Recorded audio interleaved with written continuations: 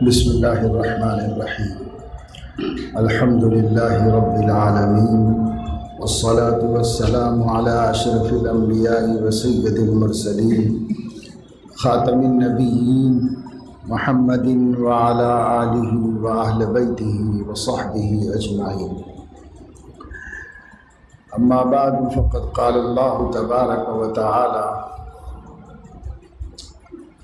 إنما الحياة الدنيا لعب ولهو وزينة وتفاخر بينكم وتكاثر في الأموال والأولاد كمثل غيث أعجب الكفار نباته ثم يهيج فتراه مصفرا ثم يكون حطاما وفي الآخرة عذاب شديد ومغفرة من الله ورضوان وما الحياة الدنيا إلا متاع الغرور.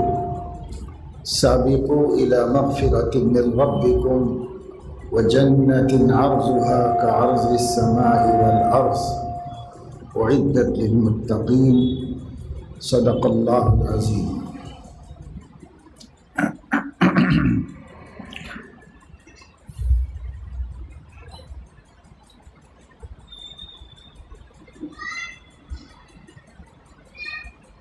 اللہ تبارک و تعالی شانہ نے ہر انسان کے دل میں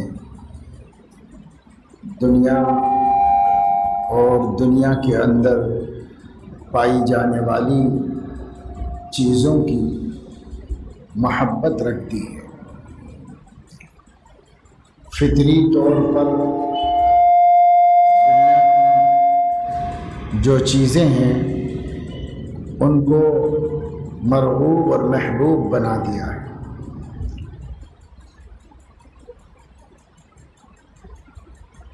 دنیا میں جتنی بھی نعمتیں ہیں اور جتنی بھی چیزیں ہیں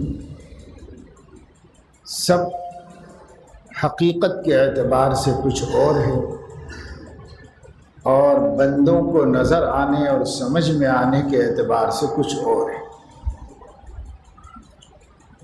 جیسے کہا جاتا ہے ہیں کواکب کچھ دکھائی دیتے ہیں کچھ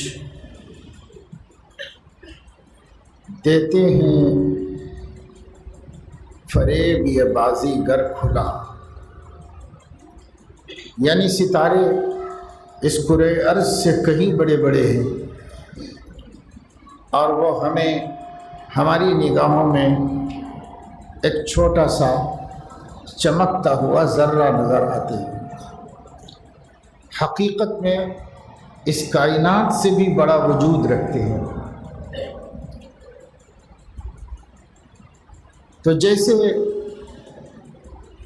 کسی چیز کی حقیقت کچھ اور ہے اور آنکھ دیکھ کچھ اور رہی ہے اور آنکھ فریب میں اور دھوکے میں مبتلا ہے، تو حقیقت یہ ہے کہ اس کائنات میں اللہ نے جتنی بھی چیزیں رکھی ہیں جن کی محبت ہمارے دل میں سمائی ہوئی ہے وہ اپنی حقیقت کے اعتبار سے اس لائق نہیں ہے کہ ان سے محبت کی جائے،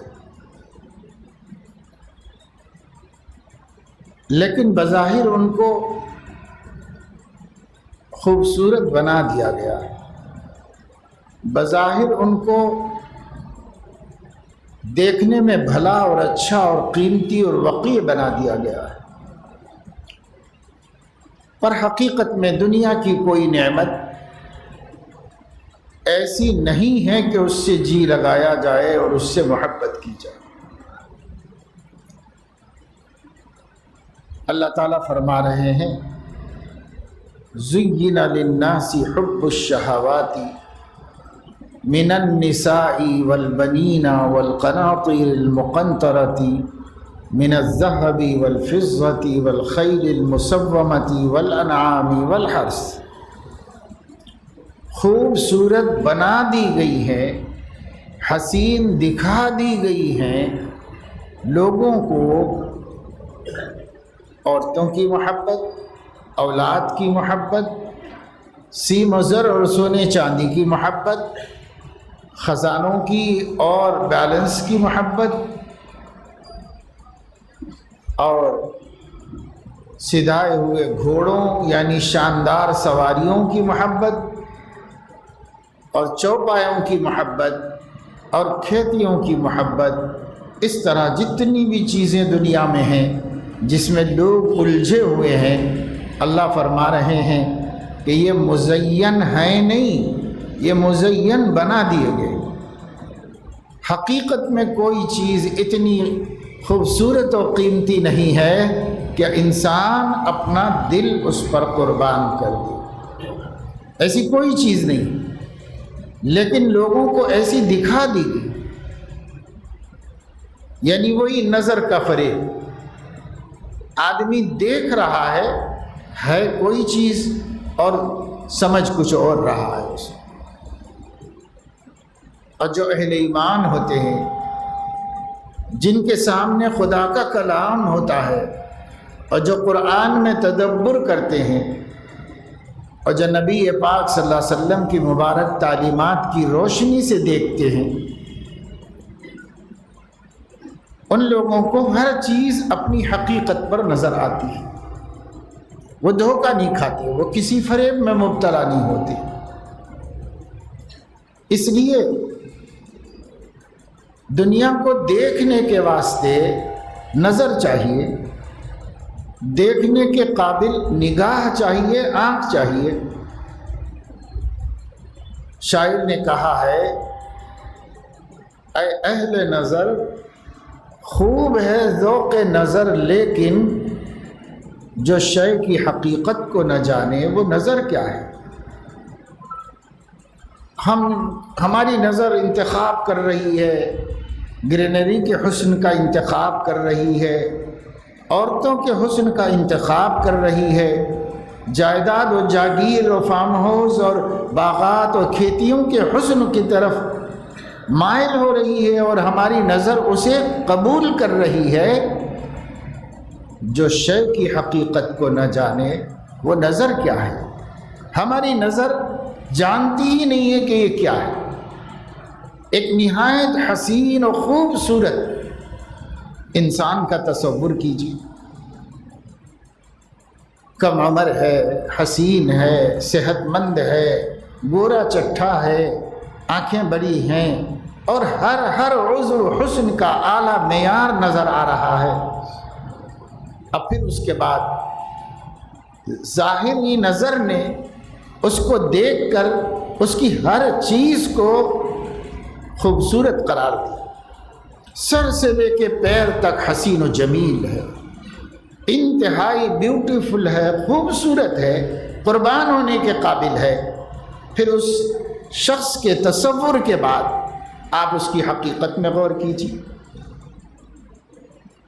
اس کی آنکھ میں سے جو کیچڑ نکل رہا ہے آپ ایک لمحہ اس کو برداشت نہیں کر سکتے۔ اگر وہ تھوک دے تو تھوک کی بدبو کو آپ گوارا نہیں کر سکتے۔ ناک میں سے ریزش نکلے تو اسے دیکھ کر گھین آ جائے گی آپ کو۔ اس کا جسم میں سے کہیں زخم آ کر خون نکلے تو آپ کا عیش ختم ہو جائے گا۔ وہ پیشاب کرے تو بدبو کو برداشت نہیں کر سکیں گے، وہ غلاظت کرے تو اس غلاظت سے نفرت ہوتی ہے، اگر وہ گیس پاس کرے تو کوئی قریب میں بیٹھنے کے لیے تیار نہیں ہے۔ اسی حسین اور اسی خوبصورت حولا اور مجسمہ اور وجود اور پرسنالٹی کے ساتھ یہ سارے عیوب لگے ہوئے ہیں جو اس کی حقیقت ہیں۔ حقیقت سے آپ نفرت کرتے ہیں اور ظاہری حالت کو دیکھ کر محبت کرتے ہیں۔ اسی کو زینا فرمایا۔ عیوب چھپا کر اللہ نے خوبصورت بنا دیا ہے، نگاہوں میں محبوب بنا دیا ہے۔ جس حسین کے لیے اپنی پوری زندگی، مال، دین، ایمان تک قربان کر سکتا ہے انسان، اس حسین کی حقیقت یہ ہے ایک چیز بھی حسین نہیں ہے، ہر چیز میں تعفن ہے، قذارت ہے، گندگی ہے، کدورت ہے، اور آدمی کو نفرت ہے ہر چیز سے۔ اور انہی گندی چیزوں کے مجموعے کو زین للناس حب الشہوات من النساء، عورتوں کی محبت لوگوں کے قلوب میں خوبصورت بنا کر ڈال دی گئی ہے تو نہیں؟ اگر آپ ظاہر دیکھیں گے تو دل قربان کر دیں گے، اور اگر آپ حقیقت میں غور کریں گے تو آپ کچھ بھی قربان نہیں کر سکتے اس کے اوپر۔ ایک بزرگ تھے اللہ والے، لوگ تربیت کے لیے آتے تھے پہلے زمانے میں، جا جا کر اللہ کے نیک بندوں کے پاس کچھ عرصہ رہ کر اپنی تربیت کرتے تھے کہ ہمارے اخلاق اچھے ہو جائیں، ہماری صفات اچھی ہو جائیں، ہمارا اللہ سے تعلق اچھا ہو جائے، ہمیں اپنے نبی سے محبت کامل ہو جائے۔ اللہ کے ایسے بندوں کی صحبت میں رہ کر سیکھتے تھے۔ پہلے یہ طریقہ تھا، بہت زیادہ چلتا تھا تربیت کا، اس زمانے میں بہت کم ہو گیا۔ تو ایک آدمی ان کی خدمت میں گیا اور اجازت لے کے رہنے لگا۔ ان کی کچھ خدمت بھی کر دیتا تھا، صفائی ستھراپن، گھر سے کھانا لے آتا، برتن لے جا کے واپس کر دیتا، باقی وہ جو ذکر شغل بتاتے، عبادت بتاتے، جو کام سکھاتے اللہ کے تعلق کا وہ کرتے رہتا تھا، پڑا رہتا تھا، چھوٹے موٹے ان کے کوئی کام بھی کر دیا کرتا تھا۔ ایک دن ان کے گھر سے کھانا لینے کے لیے گیا تو اندر سے ان کی باندی وہ کھانا لے کر آئی۔ باندی جو ہوتی ہے وہ آزاد عورتوں کی طرح کامل پردے میں نہیں ہوتی۔ اب اس دور میں تو غلام باندیوں کا سسٹم ختم ہو گیا، اور اسلام بھی یہ چاہتا تھا، اس کو ختم کرنے کا آغاز اسلام نے کیا، اور رفتہ رفتہ رفتہ یہ ختم ہو گیا۔ پھر دنیا نے متحدہ قوانین کے تحت اس چیز کو بالکل ختم کر دیا۔ ایک لا بن گیا، قانون بن گیا کہ کوئی کسی کو غلام باندی نہیں بنا سکتا۔ اس کو تمام مسلمانوں نے بھی ایکسیپٹ کر لیا، اس لیے کہ نبی بھی یہی چاہتے تھے، اور انہوں نے اس کا سلسلہ شروع کر دیا تھا کہ آہستہ آہستہ یہ پرانے زمانے کا رواج ختم ہو جائے۔ غلام باندیوں کا تصور اسلام نے نہیں دیا، پہلے سے چلا آ رہا تھا، اسلام نے دھیرے دھیرے اس کو ختم کیا، کیونکہ بعض چیزیں اچانک ختم نہیں کی جا سکتی۔ پرانے رسموں کو، پرانے رواجوں کو دھیرے دھیرے ہی مٹایا جا سکتا ہے۔ یہ بات دھیان میں رکھیں مسلمان کہ یہ غلام باندی کا تصور اسلام نے نہیں دیا ہے کہ جہاد کرنے کی وجہ سے اور اس میں قیدیوں کو لے کر اسلام نے شروع کیا، اسلام نے نہیں شروع کیا۔ یہ پہلے زمانے سے، صدیوں سے دنیا کا ایک قانون چلا آ رہا تھا، ایک دستور چلا آ رہا تھا۔ اس دستور کو حضور علیہ السلام نے اپنی 23 سالہ مدت دعوت میں بہت حد تک تو خود ہی ختم کر دیا، لیکن منع کر کے، قانون بنا کے نہیں ختم کیا، آزاد کروا کے ختم کیا کہ آزاد کرو، اس کا اجر بتایا، اس کا ثواب بتایا، اور یوں دھیرے دھیرے حضور علیہ السلام نے اس سلسلے کو ختم کرنا شروع کیا تھا، جو آگے چل کر کے اب بالکل ختم ہو گیا۔ تو جو باندیاں ہوتی تھیں، یعنی وہ خریدی ہوئی عورتیں بازار میں بکتی تھیں، گھوڑوں کی طرح، جانوروں کی طرح غلام باندی بازار میں، مارکیٹ میں لائے جاتے تھے۔ جس کو ضرورت نہیں ہوتی یا پیسے کی ضرورت ہوتی تو وہ لا کے بیچ دیتا تھا، دوسرا خرید لیتا تھا، اس طرح ان کی ملکیت بدلتی چلی جاتی تھی۔ ان کے گھر میں بھی ایک باندی تھی، خدمت گزار گھر میں رہتی تھی۔ عرب لوگ تھے، بدو ہو، غریب ہو، دیہاتی ہو، سب حسین خوبصورت ہوتے۔ یہ باندی کھانا لا کر کے دی، انہوں نے دستک دی اور کہا کہ بھائی کھانا دیجئے، حضرت کا کھانا لے جانے آیا ہوں۔ تو گھر میں سے وہ کھانا لے کے آئی دینے کے لیے، مگر اس کا چہرہ کھلا ہوا تھا۔ ان کی نظر پڑ گئی، نوجوان آدمی تھے، اس حسین باندی کو دیکھ کر اس کے عشق میں مبتلا ہو گئے۔ دل تو ایسی ہی چیز ہے۔ حضرت شاہ حکیم محمد اختر صاحب نور اللہ مرقدہ، شیخ العرب والعجم، دنیا کے مختلف ملکوں میں اللہ نے جن کے فیض کو پھیلایا اور جن کی تربیت سے بڑے بڑے آوارہ اور بگڑے ہوئے لوگ اللہ والے بن گئے، سینکڑوں ہزاروں کی تعداد۔ حضرت حکیم صاحب دامت برکاتہم رحمت اللہ علیہ فرمایا کرتے تھے، وہ اچھے شاعر بھی تھے۔ ان کا شعر ہے یہ: بے پردہ حسینوں سے ہوا تنگ زمانہ، بے پردہ حسینوں سے ہوا تنگ زمانہ، آنکھوں نے شروع کر دیا اب دل کو ستانا۔ تو پہلے نظر پڑتی ہے نا، اب پھر دل متاثر ہوتا ہے۔ یہ بات دھیان میں رکھیے کہ آنکھ نہیں دیکھتی، دل دیکھتا ہے، کان نہیں سنتے، دل سنتا ہے، زبان نہیں بولتی، دل بولتا ہے، ہاتھ نہیں چلتا، دل چلاتا ہے۔ جو اعضاء و جوارح کچھ کرتے ہیں حرکات، وہ ان کی ذاتی حرکتیں نہیں ہوتی، وہ قلب کی حرکت ہے۔ سارے اعضاء کو استعمال کرنے کی قدرت اللہ نے دل کو دی ہے، اور کوئی اپنے آپ نہیں چل سکتا۔ دل نہ دیکھنا چاہے تو آنکھ دیکھ نہیں سکتی، دل نہ سننا چاہے تو کان سن نہیں سکتے، اصل دل ہے۔ تو اب آنکھ نے دیکھا، دل کے چاہنے سے دیکھا، اور جو کچھ دیکھا وہ دل کو امپورٹ کر دیا، منظر اندر بھیج دیا، تو دل پر جا کر چوٹ پڑی، دل متاثر ہو گیا۔ دل متاثر ہوتا ہے، خوشی سے بھی متاثر ہوتا ہے، غم سے بھی متاثر ہوتا ہے، اچھے منظر سے بھی متاثر ہوتا ہے، برے منظر سے بھی متاثر ہوتا ہے، اچھی بات سن کر متاثر ہوتا ہے، بری بات سن کر متاثر ہوتا ہے۔ دل متاثر ہوتا ہے، باہر جو کچھ ہے اسے جان کر، سن کر، دیکھ کر متاثر ہوتا ہے۔ اس نوجوان کا دل متاثر ہو گیا اس کے حسن سے، اور کسی کا بھی ہو سکتا ہے۔ اتنے لوگ یہاں بیٹھے ہیں، چھوٹے بڑے بوڑھے، علماء، عوام، ہم آپ، کوئی بھی یہ نہیں بول سکتا کہ میرا دل متاثر نہیں ہو سکتا، کوئی نہیں بول سکتا۔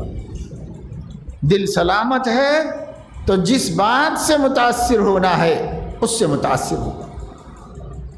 حضرت صلی اللہ تعالی علیہ وسلم ایک مرتبہ بازار میں تشریف لے کے، ذرا آپ صحیح بیٹھ جائیے، سیدھے، یہ صاحب کو ذرا صحیح بیٹھ جاؤ، ایسے بیٹھنے سے کچھ نفع نہیں ہوتا، ادب سے بیٹھو، محفل اللہ رسول کی باتوں کی، آپ ٹیک لگا کے بیٹھ کیا پھر، ادب سے بیٹھو، نفع جبھی ہوگا، اس کے بغیر نفع نہیں ہوگا۔ اس لیے میں تو ہر محفل میں ٹوکتا ہوں، اس واسطے کہ سیکھنے سکھانے کو ہم آئے ہیں، اگر ہم نہیں فائدہ اٹھائیں گے تو کیا ہوگا۔ یہ تو سب کرسچن کلچر ہے کہ محفلوں میں جانوروں کی طرح بیٹھتے ہیں، اور اسلامک کلچر یہ ہے کہ دینی محفل میں انسانوں کی طرح بیٹھتے ہیں۔ تو ہم مسلمان ہیں، ہمیں یاد دہانی کی ضرورت ہوتی ہے کہ یاد دہانی ہو کہ سب ادب سے بیٹھو، تھوڑی دیر بیٹھو، نہیں بیٹھ سکتے تو کرسی پہ بیٹھو، اور وہ بھی نہیں بیٹھ سکتے تو گھر چلے جاؤ، مگر جتنی دیر بیٹھو اللہ رسول کا یہ سمجھ کے ہمیں اللہ سنا رہا ہے، ہمیں نبی سنا رہے ہیں، یہ سمجھ کر ان کی باتیں نہایت احترام سے سننا چاہیے۔ تو حضرت علیہ السلام بازار تشریف لے گئے، کہیں کسی کام سے گئے، گھر کے باہر، راستے ہی میں سے واپس آ گئے، راستے سے ہی واپس آ گئے، اور غالباً وہ دن حضرت ام سلمہ رضی اللہ تعالیٰ عنہ کی باری کا دن تھا۔ یہ مسئلہ بھی مسلمانوں کو معلوم رہنا چاہیے کہ اگر کسی کی زوجیت میں ایک سے زائد بیوی ہے تو ان کی باری مقرر کرنا واجب ہے، لازم ہے، اور اس باری کے دن کہیں اور جانا ناجائز ہے، حرام ہے، اسی کے گھر میں رہنا پڑے گا۔ حضرت علیہ السلام جس کی باری کا دن ہوتا ہے کبھی کسی دوسرے کے گھر میں نہیں، اسی کے گھر میں تشریف لے جاتے، کیونکہ آپ نے اپنی بیویوں کے دن مقرر کر رکھے تھے۔ فلاں دن فلاں کے گھر میں، فلاں دن فلاں کے گھر میں، یہاں تک کہ جب آپ بہت زیادہ بیمار ہو گئے تھے انتقال سے پہلے، تو آپ چاہتے تھے کہ یہ آخری چند دن ہیں، میں عائشہ کے گھر میں بسر کر لوں آخری دن۔ جانا آنا بھی مشکل تھا، نماز کے لیے بھی آنا مشکل ہو رہا تھا، تب بھی آپ نبی کی دین پسندی، دین پر عمل کا جذبہ دیکھیے۔ پوری 8 مستورات کو، 9 بیویوں کو، 9 بیویاں تھیں اس دن، پوری 9 بیویوں کو بلایا، اور بلا کر حضور علیہ السلام نے فرمایا بھائی اب میری صحت بہت گر گئی ہے، اب مجھ سے چلنا پھرنا بھی مشکل ہو گیا ہے، چند دن جو زندگی کے باقی ہیں میں عائشہ کے گھر میں بسر کر لینا چاہتا ہوں، اگر تم لوگ خوشی سے اجازت دو۔ نبی ہیں اور ان پر واجب بھی نہیں تھا، لیکن امت کو بتانا تھا کہ امت کہیں ظلم نہ کرے بیویوں کے اوپر، اس لیے حضور علیہ السلام نے اجازت لی۔ آپ آرڈر بھی دے دیتے تو چلتا، لیکن اجازت لی تو سب 8 عورتوں نے، 9 میں سے ایک کا گھر میں رہنا چاہ رہے تھے، 8 بیویوں نے کہا ہم دل جان سے خوشی سے آپ کو اجازت دیتے ہیں، جہاں آپ راحت محسوس کریں وہاں رہیں، ہم لوگ خود آ کر مل لیا کریں گے آپ۔ تو وہ تو ان کی بیویاں تھیں، ان کے اخلاق اور ان کا ظرف بھی اتنا اونچا تھا، لیکن جو چیز آپ کو دیکھنے کی ہے وہ ہے نبی کا انصاف اور نبی کا عدل۔ ان لوگوں کا حق ہے تو ان سے اجازت لے کر استعمال فرمایا اس کو۔ تو غالباً ام سلمہ رضی اللہ تعالیٰ عنہا کی باری کا دن تھا، تو آپ دن میں اچانک گھر سے گئے تھے، پھر واپس آ گئے۔ جب مرد لوگ چلے جاتے ہیں تو اڑوس پڑوس کی عورتیں آ جاتی ہیں گھروں میں۔ حضرت علیہ السلام واپس آئے تو آپ نے دیکھا حضرت ام سلمہ نے گھر میں عورتیں تھیں، ان کے ساتھ بیٹھ کے چٹائی بن رہی تھی۔ تو ام سلمہ رضی اللہ تعالیٰ عنہ نے نبی کی سلام کو سن کر، آواز کو سن کر فوراً ان عورتوں سے کہیں بھائی آپ لوگ اپنے اپنے گھر جاؤ، یہ وقت ہے تو نہیں نبی کے آنے کا، لیکن تشریف لائے ہیں، کوئی کام ہوگا، کوئی ضرورت ہوگی۔ تو وہ سب چلے گئے، پڑوس کی عورتیں تھیں وہ باہر چلے گئیں، اپنے گھر چلے گئی۔ اب کوئی نہیں تھا گھر میں، صرف زوجہ محترمہ تھی۔ آپ گھر میں تشریف لائے، فرمایا کچھ نہیں، لیکن وہ فوراً اٹھی، پانی کے پاس گئی، منہ ہاتھ دھویا، اپنے بال درست کیے، کنگھا لے کر اس کو سنوارا اور صحیح کیا، کپڑوں کو صحیح کیا، اور سامنے آئی اور عرض کیا یا رسول اللہ کیا آپ میری حاجت محسوس فرماتے ہیں؟ یہ بیوی پن ہے جو آج آپ کو ڈھونڈنے سے بھی نہیں ملے گا، یہ بیوی پن ہے جو امہات المومنین کے اندر تھا۔ نبی بے وقت آ گئے ہیں، یہ وقت آنے کا ہے نہیں، اچانک گھر میں تشریف لائے ہیں، کیا بات ہے؟ تو جو بھی ہے بولیں گے، لیکن مجھے تو فوراً سنور جانا چاہیے، قابل قبول بن جانا چاہیے، کوئی بات میری ناپسند نہ ہو جائے آپ کو، اس لیے مجھے تیار ہو جانا چاہیے۔ اپنے کو تیار کیا اور آ کر عرض کیا کہ کیسے تشریف لانا ہوا اچانک، کیا آپ کو میری ضرورت ہو رہی ہے؟ تو حضرت علیہ السلام نے ہاں نعم۔ پھر گھر میں خلوت ہوئی، اور آپ صلی اللہ علیہ وسلم یہ ہر مومن کی عبرت کے لیے، مومنہ کی اور مومن کے لیے میں نبی کا واقعہ سنا رہا ہوں جو حدیث کے اندر موجود ہے۔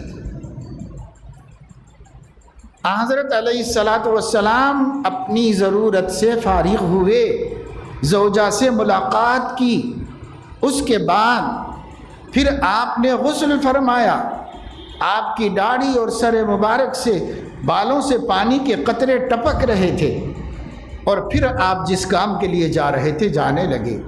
کچھ صحابہ جب دیکھتے کہ نبی صلی اللہ علیہ وسلم اچانک کوئی کام کرتے تو ان کو پریشانی ہو جاتی تھی، بے چینی ہو جاتی تھی، وہ گھر کے قریب ہی کہیں مسجد وغیرہ میں ٹھہر کے انتظار کرتے تھے کہ ہماری مدد کی ضرورت ہو تو ہم موجود رہیں۔ یہ صحابہ کی محبت تھی، ان کا عشق تھا۔ آپ باہر تشریف لائے تو دیکھا کہ کچھ لوگ متفکر و بے چین ہیں کہ اچانک رستے میں سے پلٹ کے کیوں آ گئے حضور علیہ السلام، کیا تکلیف پیش آ گئی؟ تو محسوس کر لیا، اور حضور علیہ السلام نے فرمایا کہ دیکھو، تم میں سے کوئی اپنے کام سے باہر نکلے، بازار جائے، آفس جائے، کمپنی جائے، دکان جائے، کہیں بھی باہر جا رہا ہو، اور اسے کوئی عورت نظر آ جائے جس کا حسن اس کے دل پہ اثر کر جائے، تو اس کو چاہیے کہ فوراً اپنے گھر چلا جائے اور اپنے گھر جا کر اپنی بیوی سے مل کر شہوت کو ٹھنڈا کرے، کہیں ایسا نہ ہو کہ برائی میں اور گناہ میں انسان مبتلا ہو جائے۔ یہ تو حضور کی باتیں تھیں، نصیحت کرتے تھے، ہدایت دیتے تھے، سب کچھ سکھاتے تھے، لیکن کمال دیکھیے اس سے آگے کیا فرما رہے ہیں حضور علیہ السلام، مجھے بھی ایسا پیش آیا تو میں بھی گھر جا کے نہا کے آیا۔ اللہ اکبر! آج کوئی پیر بولے گا اپنا ایسا واقعہ؟ آج کوئی استاذ بولے گا؟ کوئی امام صاحب بولیں گے؟ اپنی عزت و شان کے خلاف سمجھیں گے، لیکن پیارے آقا اپنی امت کے خاطر سب بتا رہے ہیں، اپنی امت کی ہدایت کے لیے، میری امت متقی رہے، میری امت پرہیزگار رہے۔ دیکھو میں بھی ایسا ہی کیا ہوں، آپ لوگ بھی ایسا کر لیا کرو، اور اگر بہادری دکھانے جاؤ گے تو گناہ میں اور برائی میں مبتلا ہو جاؤ گے، سب بہادری دھری رہ جائے گی ایسے۔ تو یہ آنکھیں جب دیکھتی ہیں تو متاثر ہوتی ہیں، کسی کا بھی دل ہو بھلی چیز سے متاثر ہوگا، اچھے منظر سے متاثر ہوگا، کسی کا بھی دل ہو، ہر انسان کا ہوگا۔ ماہرین کہتے ہیں اگر کوئی آدمی، ماہرین نفسیات کہتے ہیں کہ اگر کوئی آدمی یہ کہتا ہے کہ مجھے اچھا منظر دیکھ کے خوشی نہیں ہوتی اور برا منظر دیکھ کے تکلیف نہیں ہوتی، تو وہ آدمی نہیں ہے، اس کا آدمی ہونا مشتبہ ہے۔ انسان ہے، آدمی ہے تو برابر اثر ہوگا اس کو۔ اس لیے اسلام نے حجاب کا حکم دے دیا کہ جن منظروں کو دیکھ کر دل خوش کر سکتے ہو جائز ہے، ان کو تو دیکھو، اور جو منظر نہیں دیکھ سکتے ان کو مت دیکھو۔ بعض مناظر ایسے ہیں عورتوں میں کہ وہ رشتہ اتنا مقدس ہے کہ اگر آدمی کی نظر پڑ جائے تو محبت پاکیزہ پیدا ہوگی، کوئی وسوسہ برائی کا دل میں نہیں آئے گا۔ جیسے ماں ہے، سگی بہن ہے، خالہ جان ہیں، پھپھو جان ہیں، یہ خونی رشتے ہیں، حرام قطعی ہیں، ابدی طور پر اللہ نے ان کو ہمارے لیے محرم بنایا، کبھی نکاح نہیں کر سکتے جن سے ہم۔ ان لوگوں کے دیکھنے میں کوئی حرج نہیں، اس لیے کہ دل میں کوئی بری بات ان کے بارے میں نہیں آئے گی۔ یہ اور بات ہے کہ اس بدترین دور میں ہم سے لوگ یہ بھی پوچھتے ہیں قریب ترین محرموں کے بارے میں بھی کہ مجھے دل میں برائی آ رہی ہے، نیت خراب ہو رہی ہے، زمین میں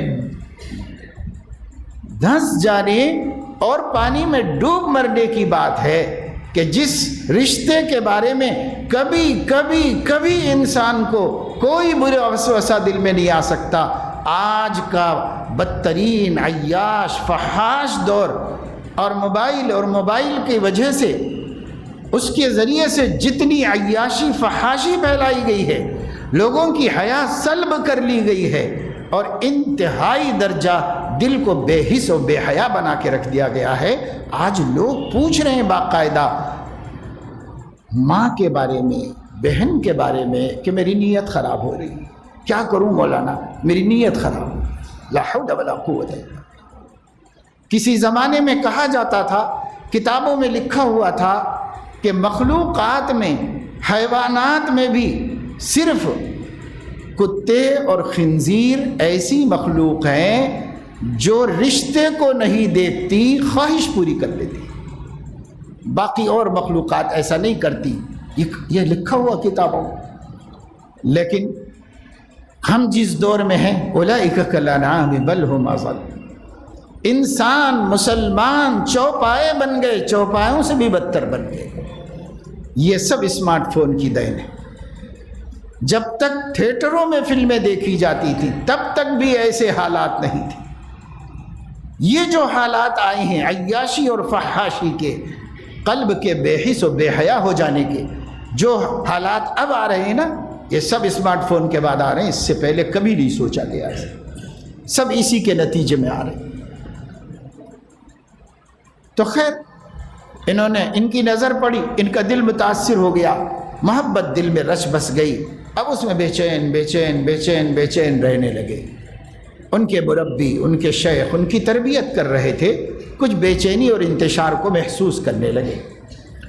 کوئی بھی آدمی کسی کام کا ماہر ہوتا ہے تو اس کے تجربے سے اس کو جلدی سے بات سمجھ میں آ جاتی ہے، اس لیے ان کو سمجھ میں آ گیا کہ یہ آدمی مطمئن نہیں ہے، اچھا خاصا اطمینان سے رہ رہا تھا لیکن مطمئن نہیں ہے، کچھ دل بے چین معلوم ہوتا ہے، کچھ اس کے دل میں بے چینی سی پیدا ہو گئی ہے، کیونکہ حرکات و سکنات سے سمجھ میں آ رہا تھا۔ تنہائی میں بلا کر پوچھا، اس نے جھوٹ نہیں بولا، صاف بات بول دی کہ حضرت ایسے نظر پڑ گئی تھی، تب سے وہ میرے دل میں بیٹھ گئی اور طبیعت منتشر ہو گئی، اب اللہ سے لو نہیں لگتی، اب اسی کا خیال، اسی کا تصور، اسی کا دھیان، نمازوں میں یہی، پڑھنے میں یہی، ذکر میں یہی، ہر دم یہی، 24 گھنٹے، مجنون ہو گیا، دیوانہ ہو گیا۔ تو فرمایا اچھا کوئی بات نہیں، ایسا ہوتا ہے لیکن اس کا علاج ہوگا انشاءاللہ، فکر مت کرو، ایک انسان ہے، دل ہی تو ہے نہ سنگ و خشت، درد سے بھر نہ آئے کیوں، ایسا تو انسانوں ہی کو ہوگا، مگر بری بات ہے، علاج کی ضرورت ہے، علاج کریں گے، فکر مت کرو۔ اس کو اطمینان دلایا اور خود ایک تدبیر سوچی۔ وہ طبیب بھی تھے، انہوں نے گھر میں جا کر اپنی باندی کو جلاب دے دیا، یعنی ایسی دوا جس سے لوز موشن آنا شروع ہو جاتی ہے اور پورا پیٹ صاف ہو جاتا ہے۔ جو طبیب ہوتا ہے وہ ایسی دوا دیتا ہے، پھر ایسی دوا دینے کے بعد پھر کنٹرول بھی کر لے سکتا ہے، تو کنٹرول بھی کر لیتا ہے، تو کوئی خطرے کی ہلاکت کی بات نہیں تھی۔ اسے جلاب دے دیا، یعنی لوز موشن آنے کی دوائی دے دی، اور گھر کے پاس ایک گڑھا کھود کر کے اس سے کہا کہ جب بھی ضرورت آئے تو اسی گڑھے میں جا کے کرو۔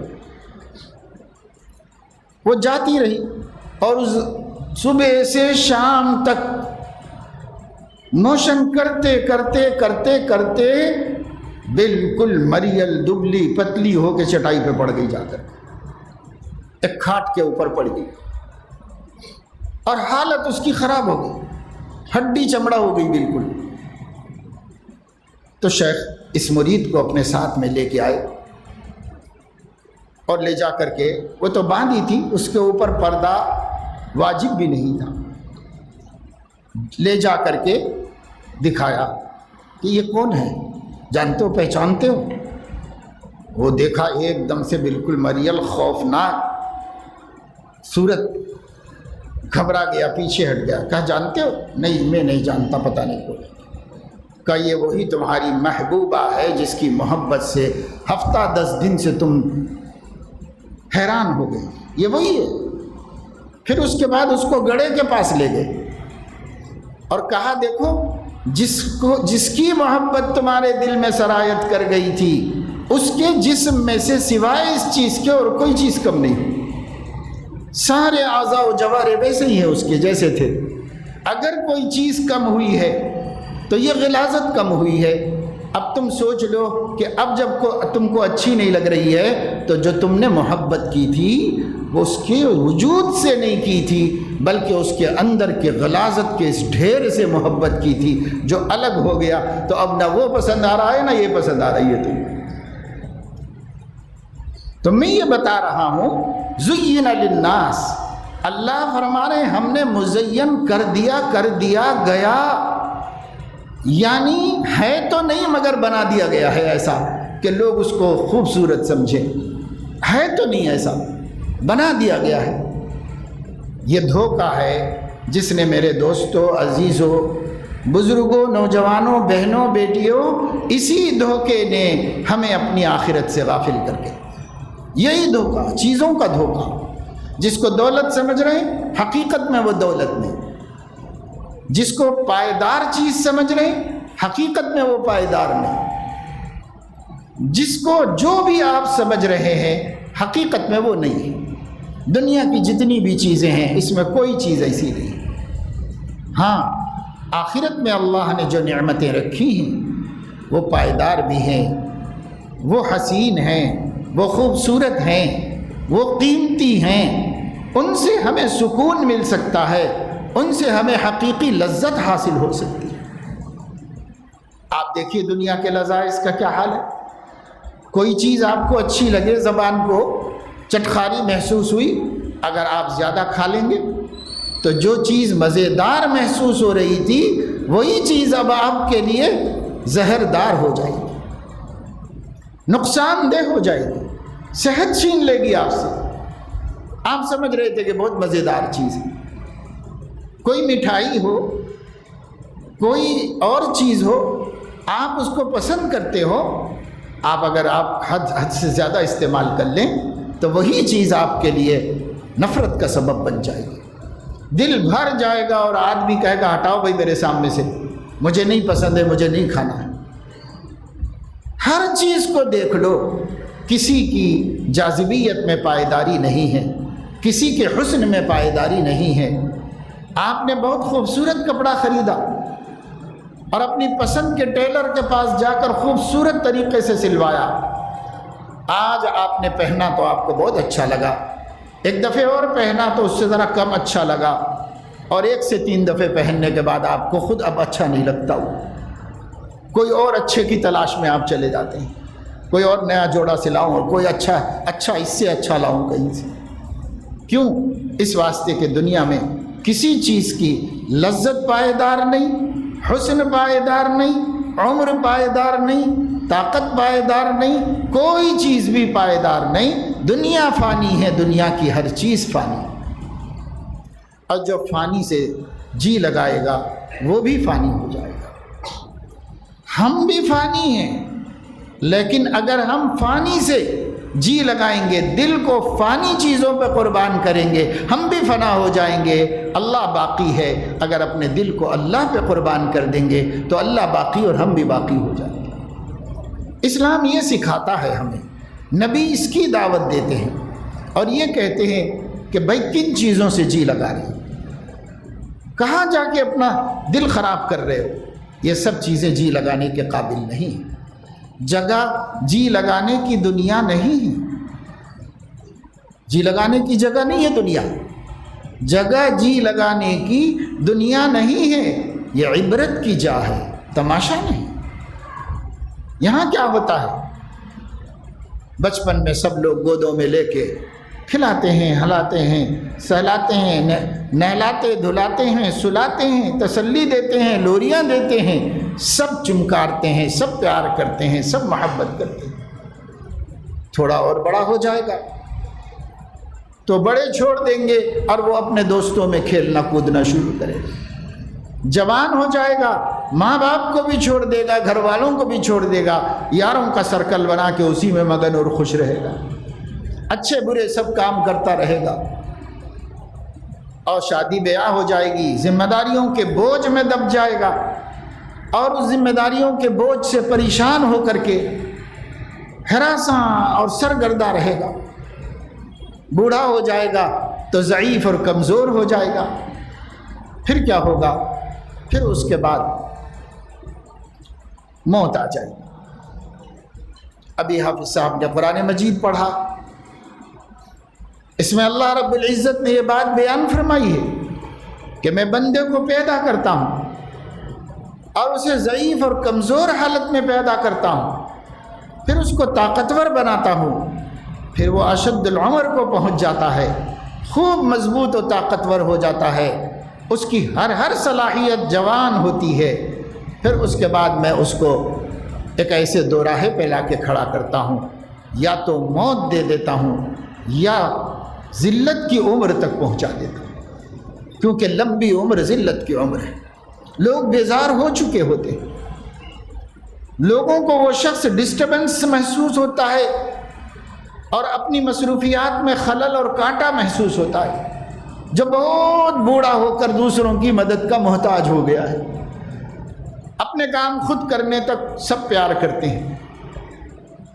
اسی لیے حضور علیہ السلام نے اعوذ بک من ارذل العمر، اللہ میں عمر کے اس حصے سے پناہ چاہتا ہوں جس میں دوسروں کا محتاج ہو کر لوگوں کی نظر میں گر جاؤں۔ میں نہیں چاہتا اتنی لمبی عمر۔ اللہ نے آپ کو صرف 63 ایئرس میں اس دنیا سے بلا لیا، جب آپ کسی سے ایک ٹکے کی مدد لینے کے قابل نہیں تھے، سب کی خدمت کرتے تھے، کسی کی مدد نہیں لیتے، تبھی اللہ نے بلا لیا، کیونکہ عمر بھر دعا فرماتے تھے اعوذ بک من ارذل العمر، اللہ میں رسوائی والی عمر سے پناہ چاہتا ہوں، مجھے اتنی لمبی عمر مت دیجیے۔ تو خیر اللہ فرما رہے ہیں کہ یا تو یہ کہ موت دے دیتا ہوں، یا پھر اتنی لمبی عمر کرتا ہوں کہ وہ ارذل العمر ہے، یرد الی ارذل العمر، ارذل العمر تک پہنچا دیتا ہوں۔ یہ سب کا انجام ہے، سب کا حال ہے۔ اسی لیے کہ اللہ والے فرماتے ہیں تجھے بچپن نے برسوں کھلایا، کھیل کھلائے، کھانا کھلایا، سب کھلایا، تجھے بچپن نے برسوں کھلایا، جوانی نے پھر تجھ کو مجنوں بنایا، بڑھاپے نے آ کے کیا کیا ستایا، اجل تیرا کر دے گی بالکل صفایا۔ اجل یعنی موت، آخری وقت کو اجل کہتے ہیں۔ اجل تیرا کر دے گی بالکل صفایا، جگہ جی لگانے کی دنیا نہیں ہے، یہ عبرت کی جا ہے، تماشا نہیں۔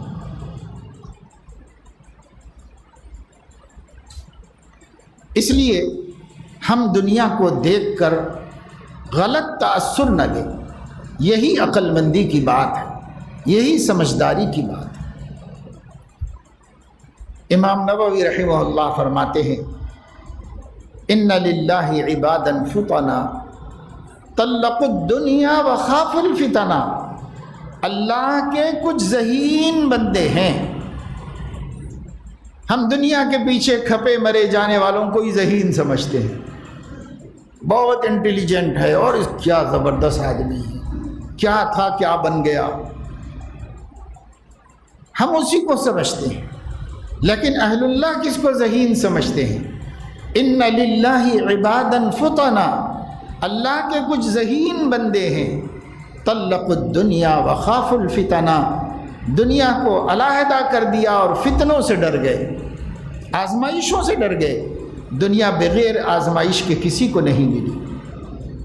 صحیح بخاری میں حدیث ہے، اللہ کے نبی صلی اللہ علیہ وسلم ایک دن رات میں نیند سے اچانک گھبرا کے اٹھے، سو رہے تھے رات میں، اچانک اٹھے گھبرا کر کے اور کھڑے ہو گئے، اور حضور علیہ السلام نے فرمایا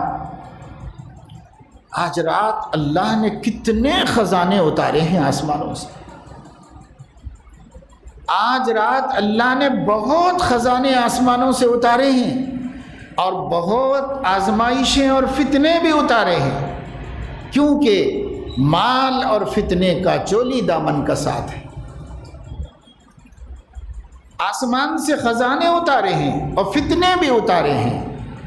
پھر آپ نے ارشاد فرمایا کہ ذرا گھروں میں سونے والیوں کو جگا دو، کیونکہ آپ ایک ہی گھر میں ہوتے تھے اور 9 بیویاں اور دوسرے گھروں میں تھیں، حضرت فاطمہ اپنے گھر میں رہتی تھی، اس لیے فرمایا ذرا گھروں میں سونے والیوں کو جگا دو اور ان سے کہو کہ رات بھر پڑھ کے نہ سوئیں بلکہ رات کا کچھ حصہ خدا سے لو لگائیں، اس لیے کہ اللہ نے خزانے بھی اتارے ہیں اور فتنے بھی اتارے ہیں۔ ان فتنوں سے بچنے کے لیے اللہ سے لو لگانے کی ضرورت ہے۔ اور رب کاسیات فی الدنیا عاریات فی الآخرہ، حضور علیہ السلام نے فرمایا دنیا میں بہت سے کپڑے پہننے والے عورتیں قیامت کے دن ننگی رہنے والی عورتیں شمار ہوں گی، اس لیے کہ ان کپڑوں کو پہن کر بھی وہ فتنوں سے محفوظ نہیں، کپڑے پہن کر بھی فتنوں سے محفوظ نہیں ہیں، اور برہنہ لوگوں اور ننگوں کی طرح زندگی گزار رہے ہیں۔ تو آج دنیا میں لوگ کہتے کپڑے پہنتے، لیکن آخرت میں اللہ اٹھائے گا ننگے رہنے والوں کے ساتھ، کپڑے نہیں پہننے والوں کے ساتھ اٹھائے گا۔ ہماری بہنوں بیٹیوں کو غور کرنے کی ضرورت ہے۔ آج مسلم عورتوں کا لباس بھی دن بدن چھوٹا ہوتا چلا جا رہا ہے، کم سے کم ہوتا چلا جا رہا ہے۔ عورت کو سر سے لے کے پیر تک بھرپور لباس کے اندر رہنا چاہیے، اور اس کا کپڑا بھی موٹا ہونا چاہیے، باریک نہیں ہونا چاہیے۔ باریک اس کو کہتے ہیں جس سے کھال کا رنگ نظر آ جائے، اسے باریک کہتے ہیں، اور جس سے کھال کا رنگ نظر نہ آوے وہی کپڑا عورت پہن سکتی ہے، اس سے باریک کپڑا عورت نہیں پہن سکتی۔ مسلمان ہیں آپ، مسلمان ہونے کا مطلب یہ ہے اللہ کے حلال و حرام کو قبول کرنا پڑے گا، شریعت کے جائز و ناجائز کے مطابق کام کرنا پڑے گا۔ اسی کو مسلمان کہتے ہیں۔ جو دین کو کچھ نہیں سمجھتا وہ کائے کا مسلمان ہے؟ دین کو سب کچھ سمجھنے والا ہی مسلمان ہے، چاہے کتنی تکلیف ہو، لوگ چڑھائیں، لوگ کچھ بھی کہیں، دقیانوس کہیں، پرانے زمانے کی عورت کہیں، سہیلیاں مذاق اڑائیں اور کہیں کہ تجھے تو 500 سال پہلے پیدا ہونا چاہیے تھا، کچھ بھی بولنے دو، مذاق اڑانے دو، کوئی بات نہیں۔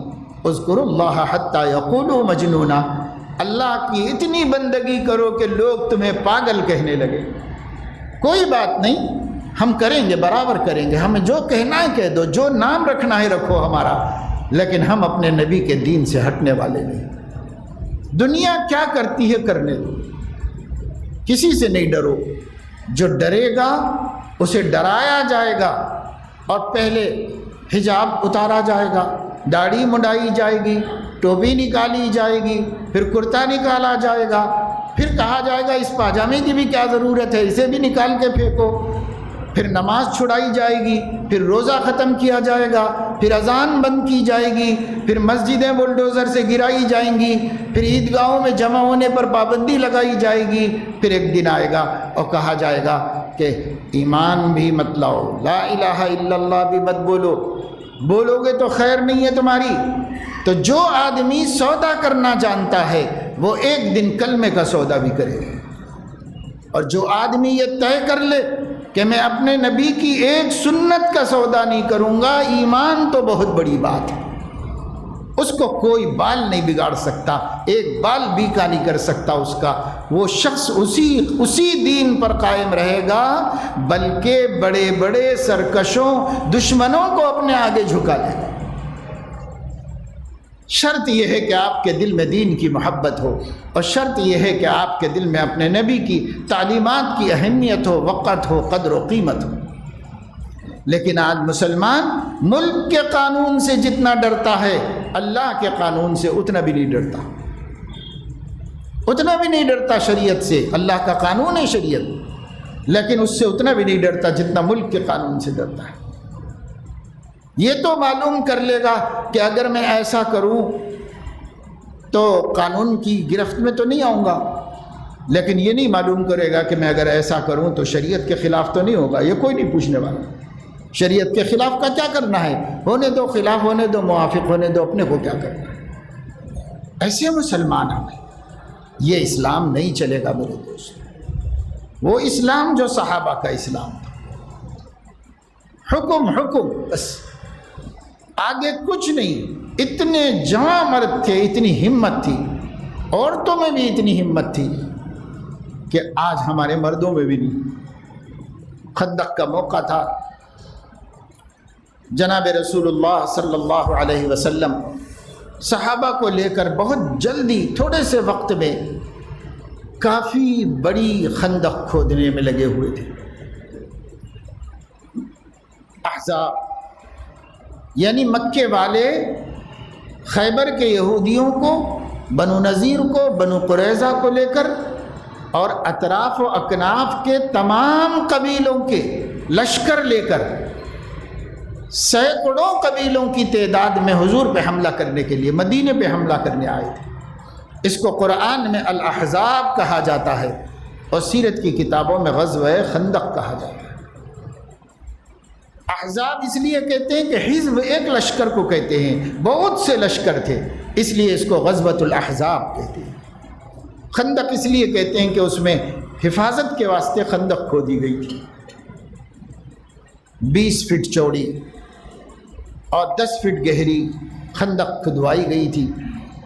10 آدمیوں کو 10 گز زمین ناپ کے دی گئی تھی، اور اس میں حضور بھی کھودنے میں شریک تھے، حضرت علیہ السلام بھی صحابہ والہانہ طریقے پر کھود رہے تھے، کھودتے بھی تھے وہی 10 آدمی، اور مٹی اکٹھی بھی وہی 10 آدمی کرتے تھے، اور وہاں سے پیٹھ پہ ڈھو کے لے جا کے کسی دوسری جگہ پہ ڈال کے بھی آتے تھے، اس لیے کہ وہاں مٹی رکھنا مناسب نہیں تھا، ہٹانا بھی ضروری تھا۔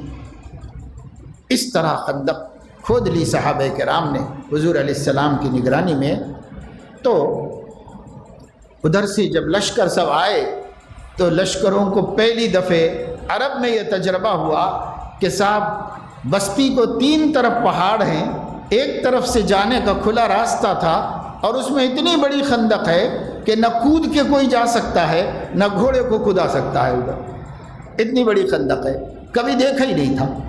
یہ مشورہ حضرت سلمان فارسی رضی اللہ تعالیٰ عنہ نے دیا تھا، اور کہا تھا کہ ہمارے علاقوں میں بادشاہ لوگ خندقیں کھود کر اپنی حفاظت کرتے ہیں۔ حضور کو پسند آئی تجویز، تو آپ نے بھی کھدوا دی تھی۔ تو لشکر سب ادھر ہی رک گئے، حیران ہو گئے، پریشان ہو گئے، کچھ سمجھ نہیں پائی کہ کیا کیا جائے۔ صرف ایک بہادر نے دور سے دوڑا کے لا کر کے اپنے گھوڑے کو اس خندق پہ کدوایا، اب وہ کودنے میں کامیاب ہوا، 20 فٹ کے فاصلے کے باہر آ کے مدینے میں کودا اس کا گھوڑا، یعنی داخل ہو گیا ایک فوجی۔ حضرت علی نے آگے بڑھ کے اس کا وہیں کام تمام کر دیا، قصہ ختم ہو گیا۔ پھر نہ کسی کو ہمت ہوئی اور نہ کوئی آگے بڑھا۔ مگر میں جو آپ کو بات سنانا چاہ رہا ہوں وہ یہ ہے کہ یہ تو ادھر ہو رہا تھا، اور ادھر پہاڑوں کی طرف مدینے کی آبادی میں یہود رہتے تھے۔ یہ یہودی بھی بلا کے دشمن تھے نبی کے۔ ان لوگوں نے دیکھا سب لوگ ایک سائڈ میں ہیں، اور سب لوگ جو ہے ادھر ہی مصروف ہیں، اور ادھر ہمیں دیکھنے کے لیے کوئی مرد نہیں ہے، سب عورتیں گھروں میں ہیں۔ ایک آدمی کو حضور نے نگرانی کے لیے رکھا تھا، تو یہودیوں نے بیٹھ کے منصوبہ بنایا کہ عورتوں پہ حملہ کر دینا چاہیے پیچھے سے، کیونکہ سب مرد ادھر ہیں، اس لیے عورتوں پہ حملہ کر دینا چاہیے۔ تو مدینے کی باؤنڈری پر سے ایک یہودی کود کے اندر کودا۔ جن صحابی کو حضور علیہ السلام نے وہاں مقرر کیا تھا وہ ایک دم گھبرا گئے کہ وہ اسلحہ کے ساتھ کود گیا،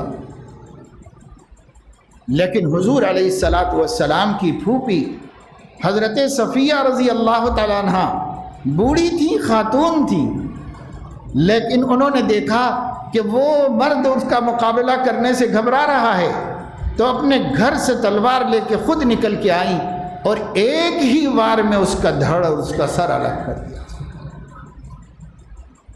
یہ حضرت صفیہ رضی اللہ تعالیٰ عنہ تھی۔ تو عورتیں بھی ہمت والی تھیں، ان کے دل میں اتنا حوصلہ تھا کہ وہ بڑے سے بڑے دشمن کے مقابلے میں کھڑے ہو جائیں۔ غزوہ احد میں حضرت ام عطیہ رضی اللہ تعالیٰ عنہ زخمی ہوئی، یہاں تک کہ ان کا پیر ٹوٹا، اور اس کی وجہ سے ان کو چلنا پھرنا مشکل ہو گیا، بستر پہ ڈال دیا گیا، اور گھر میں لے جا کر علاج معالجہ شروع کیا گیا۔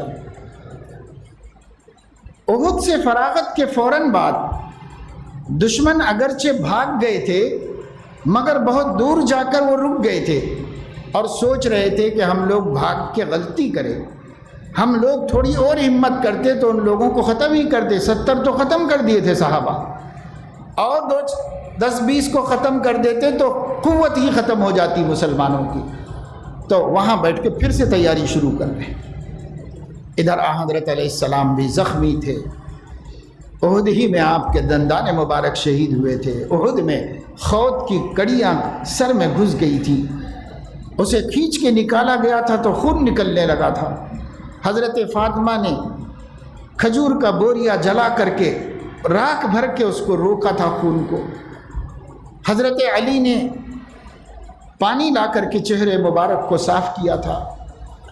آپ بھی زخمی تھے، لیکن ہمت کا یہ حال تھا کہ حضرت علیہ السلام نے ایک طرف 70 مسلمانوں کی بیواؤں، بیٹیوں اور اولاد کی ہمت افزائی فرمائی حضرت علیہ السلام، کیونکہ آپ کو اتنا غم نہیں تھا صحابہ کے شہید ہونے کا، شہید تو جنت میں چلے گئے، لیکن غم حضور کو اس کا تھا، ان کی بیویوں کو کیا بولوں گا، میں لے کے آیا تھا سب کو، ان کی بیٹیوں سے کیا کہوں گا، ان کے معصوموں کو کیسے تسلی دوں گا، یہ غم حضور علیہ السلام کو کھایا جا رہا۔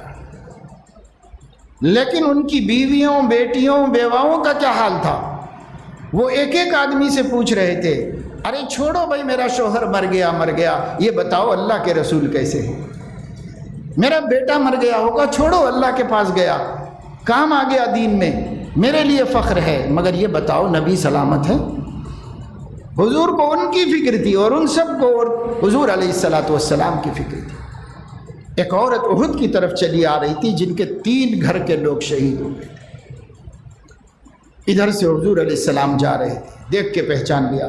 حضرت علیہ السلام نے سوچا میں کیا اس کو تسلی دوں، کیسے تسلی دوں، لیکن اس نے آگے بڑھ کر حضور علیہ السلام کو جب دیکھ لیا تو کہنے لگی کل مصیبت بعدک جلل، اللہ کے رسول آپ سلامت ہیں، میری آنکھوں نے آپ کو دیکھ لیا، آپ ہیں تو ہر مصیبت ہمارے لیے ہلکی ہے، ہر چیز آسان۔ بیٹے کی شہادت بھی ہلکی ہو گئی، شوہر کی شہادت بھی ہلکی ہو گئی، باپ کی شہادت بھی ہلکی ہو گئی، کیونکہ نبی سلامت ہے۔ جس کے دل میں نبی کی محبت اس درجے کی ہے، حقیقت میں وہ ایمان کا معیار ہے، انہیں کو مومن کہا جاتا ہے، اور ان کے جیسی محبت پیدا کرنے کا ہمیں بھی حکم دیا گیا، ایسی محبت پیدا کرو۔ تو یہ جو خاتون تھی زخمی بیمار ہو کر کے آئیں جنگ سے، اور جنگ میں حضور کو بہت ساتھ دیا انہوں نے، لیکن زخمی ہو کے آ گئی۔ اب حضور علیہ السلام کو پتہ چلا کہ کفار راستے میں رک کر پھر سوچ رہے ہیں واپس آنے کے لیے، تو آپ نے اسی زخمی حالت میں اعلان فرمایا، بھائی کچھ لوگ ہیں میرے ساتھ چلنے کے لیے، میں ان لوگوں کو وہیں جا کر کے جہاں بیٹھ کے تیاری کر رہے وہیں نمٹ کے آ جاتا ہوں، ہیں کچھ لوگ میرے ساتھ چلنے کے لیے تیار؟ تو احد کے زخمی صحابہ جوش و خروش سے ہاتھ اٹھا کے کھڑے ہو، سب آپ کے ساتھ آ کے اکٹھے جمع ہو گئے۔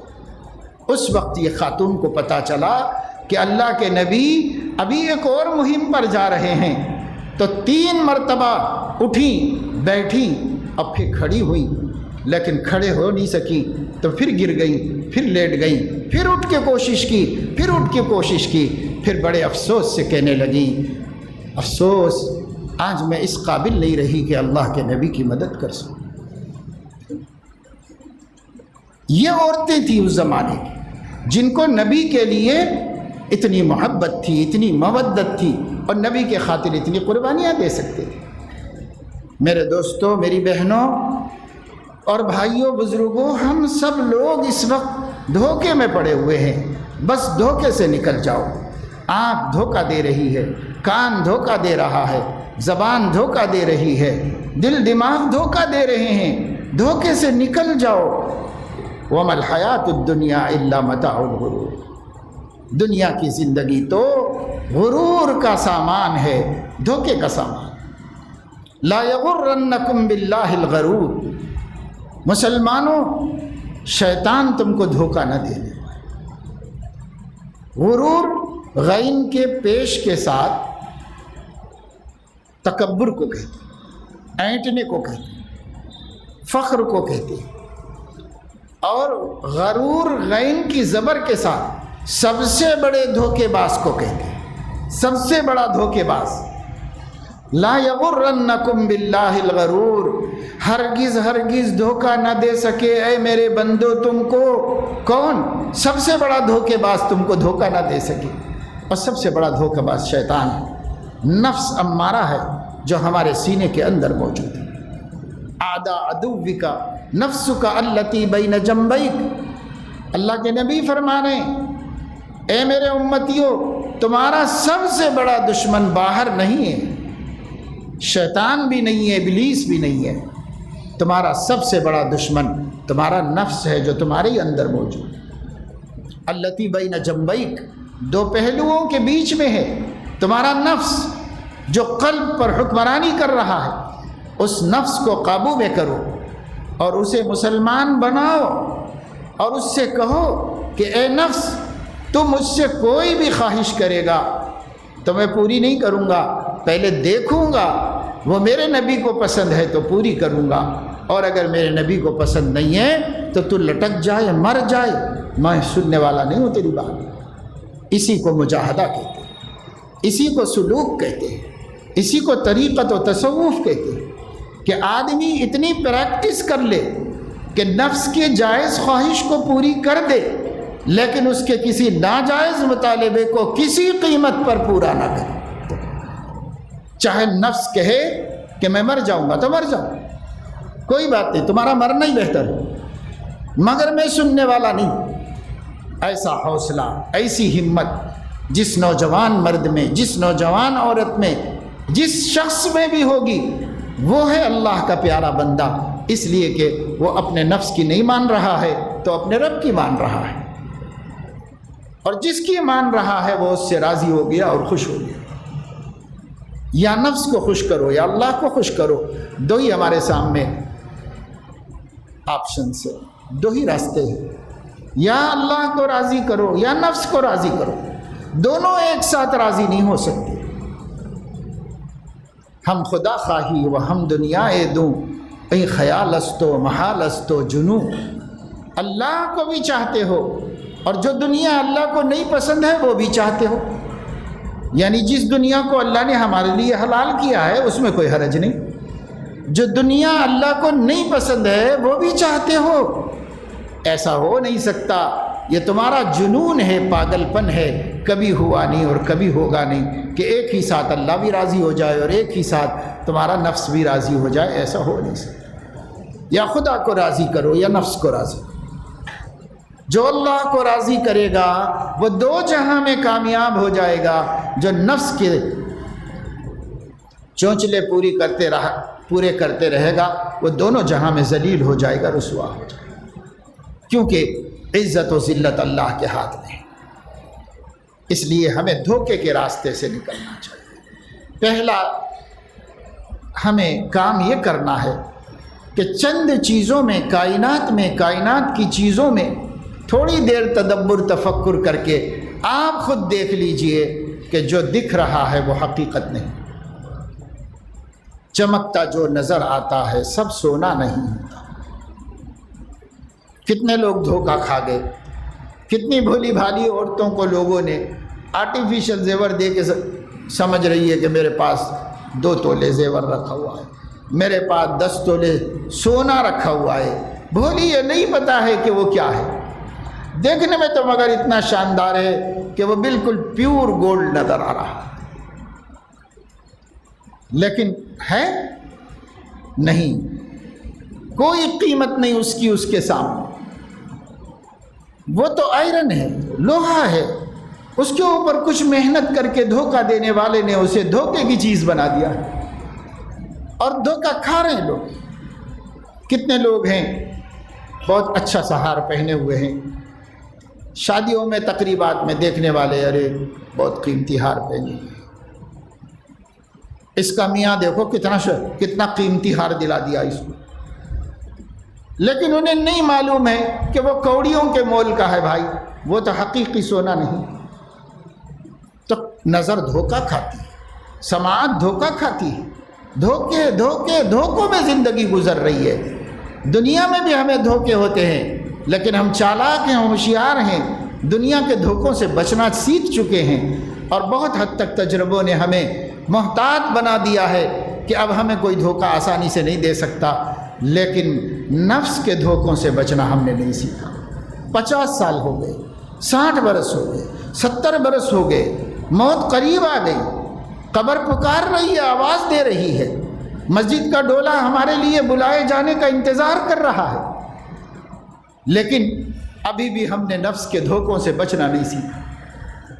نفس مکار ہے، دھوکہ دے رہا ہے، اور ہم دھوکے کھا کھا کے پوری زندگی نکال لیے اور آخری گھڑیاں بھی درست کرنے کو تیار ہیں۔ نفس کا اژدہا دیکھ ابھی مرا نہیں، غافل ادھر ہوا نہیں، اس نے ادھر ڈسا نہیں، یہ ایک اژدہے کی طرح ہے۔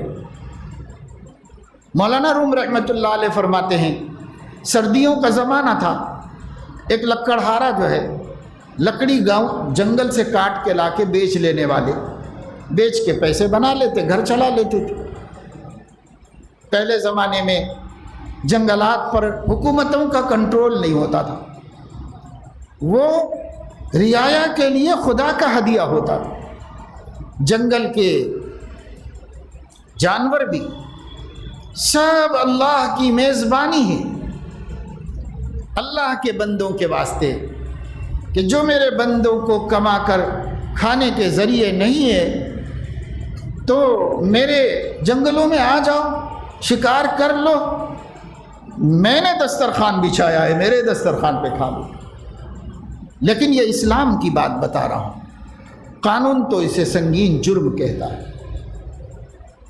جنگلات اور فارسٹ پر حکومت نے اپنی ملکیت کا دعویٰ کر دیا کہ ہماری ملکیت ہے، اس لیے رعایا کو وہاں سے شکار کرنے کی اجازت نہیں، لکڑی کاٹ کے لانے کی اجازت نہیں۔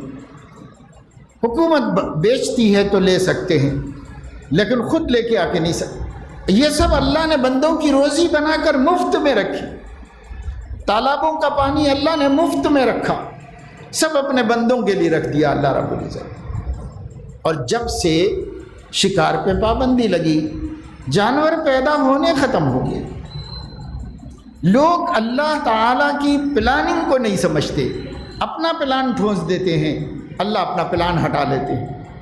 جب اللہ کی پلاننگ ہٹ جاتی ہے تو تمہاری پلاننگ تو فیل ہی ہے، فیل ہی ہونا ہے، فیل ہی ہو جاتی ہے۔ خیر یہ چھوڑیے، الگ بات ہے۔ ایک لکڑہارا تھا، وہ لکڑیاں کاٹ کے لا کے بستی میں بیچ لیتا تھا۔ سردیاں تھیں سخت، تو ایک دن گیا، وہاں جا کر کے اس نے دیکھا کہ لکڑی کاٹنے گیا تو ایک نہایت حسین خوبصورت اژدہا پڑا ہوا تھا، مرا ہوا، بالکل سکڑ کے پڑا ہوا تھا۔ جتنا زہریلا خطرناک سانپ ہوتا ہے، اس کی کھال انتہائی خوبصورت اور حسین ہوتی ہے۔ یہی مثال نفس کی ہے، انتہائی چالاک ہے، ایسے دھوکے فریب دیتا ہے کہ انسان دھوکے میں آ جاتا ہے، لیکن ہے زہریلا اژدہا بالکل۔ تو اس کو سمجھ میں آیا کہ ایک آدمی سپیرا سانپ لے کے آتا ہے اور وہ ڈگڈگی بجا کے سانپوں کو نچا کے تھوڑی دیر میں بہت سارا پیسہ کما لیتا ہے۔ لوگ آتے ہیں، پیسے ڈالتے جاتے ہیں، تھوڑی دیر میں کما لیتا ہے۔ اس نے سوچا یہ لکڑیاں کاٹ کاٹ کے محنت کرنے کے بجائے یہ اژدہے کو لے کے چلے جائیں اور ہم بھی پیسہ کما لے بیٹھے بیٹھے۔ تو گلے میں ڈال کے لے کے آیا، اور جب بستی میں پہنچا تو لوگ جمع ہو گئے، بچے جمع ہوئے، عورتیں جمع ہوئی، لوگ جمع ہوئے، دیکھ رہے تھے اور اسے پیسہ دے رہے تھے، دیکھ رہے تھے اسے پیسہ ڈال رہے تھے اس کے سامنے۔ سوچا کہ چلو آج کا حربہ تو بہت اچھا کام آ۔ لیکن آہستہ آہستہ سورج چڑھتا رہا، دھوپ تیز ہوتی رہی اور اس کی تمازت سے ٹھنڈک کم ہوتی رہی، تو اس کے بھی تن بدن میں گرمی آنے لگی آہستہ آہستہ اژدہے کے تن میں۔ تو وہ مرا ہوا نہیں تھا، سکڑا ہوا تھا سردی سے۔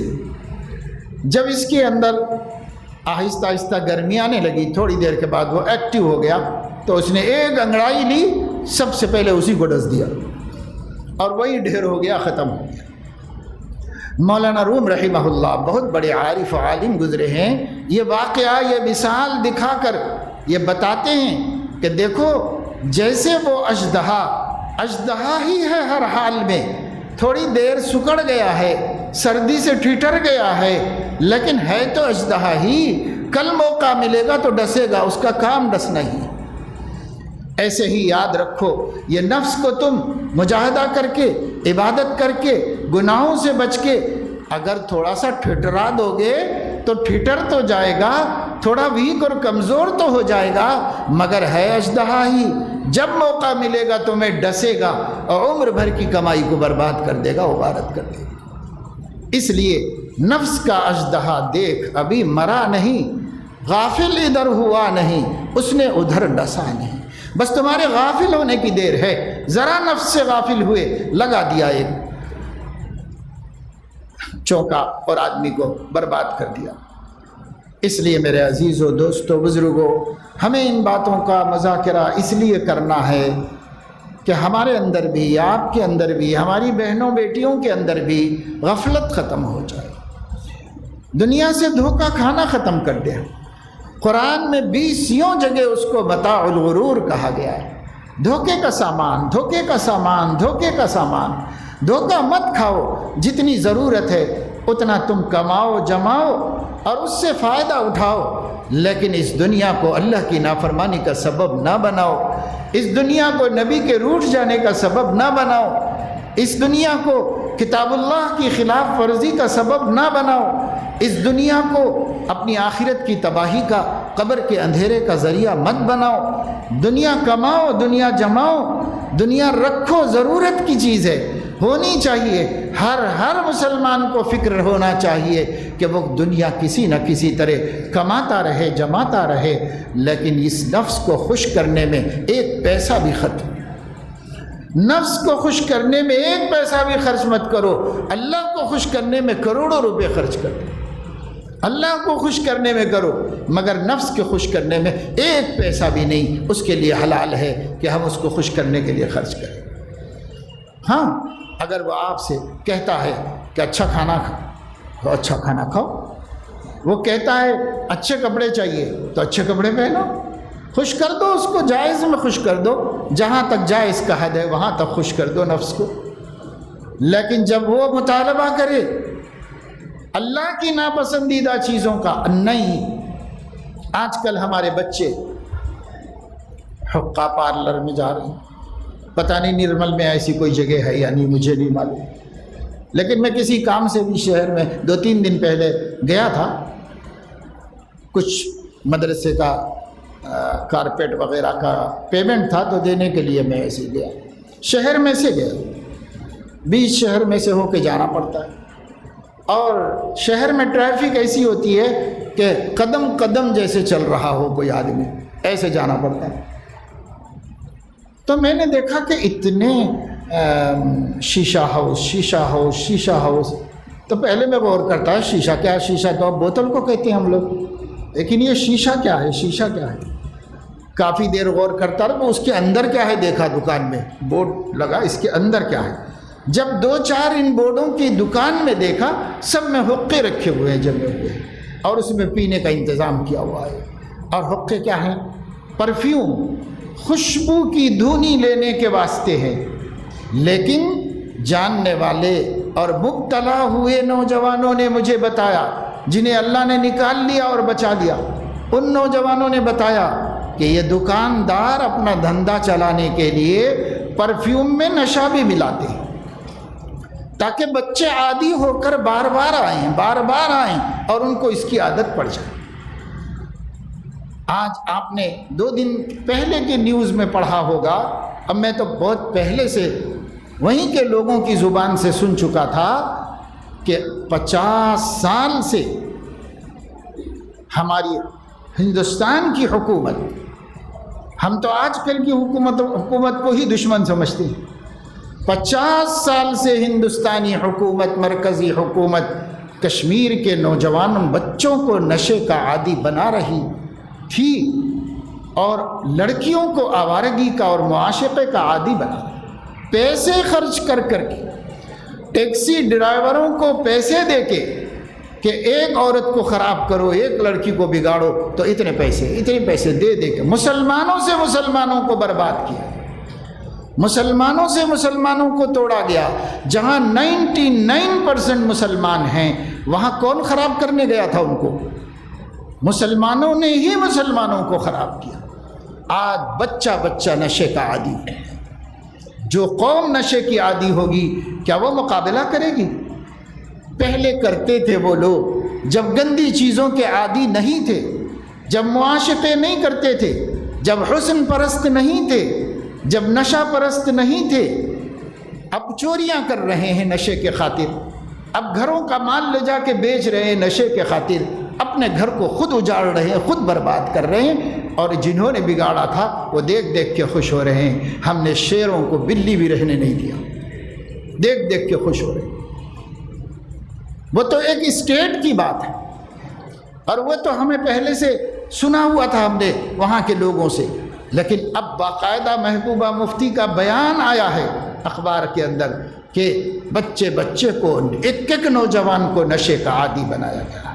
کیا ترقی ہو رہی ہے وہ سوال کرنے کے لیے یہ مسئلہ اس نے پیش کیا۔ تو حقیقت میڈیا میں بھی آ گئی۔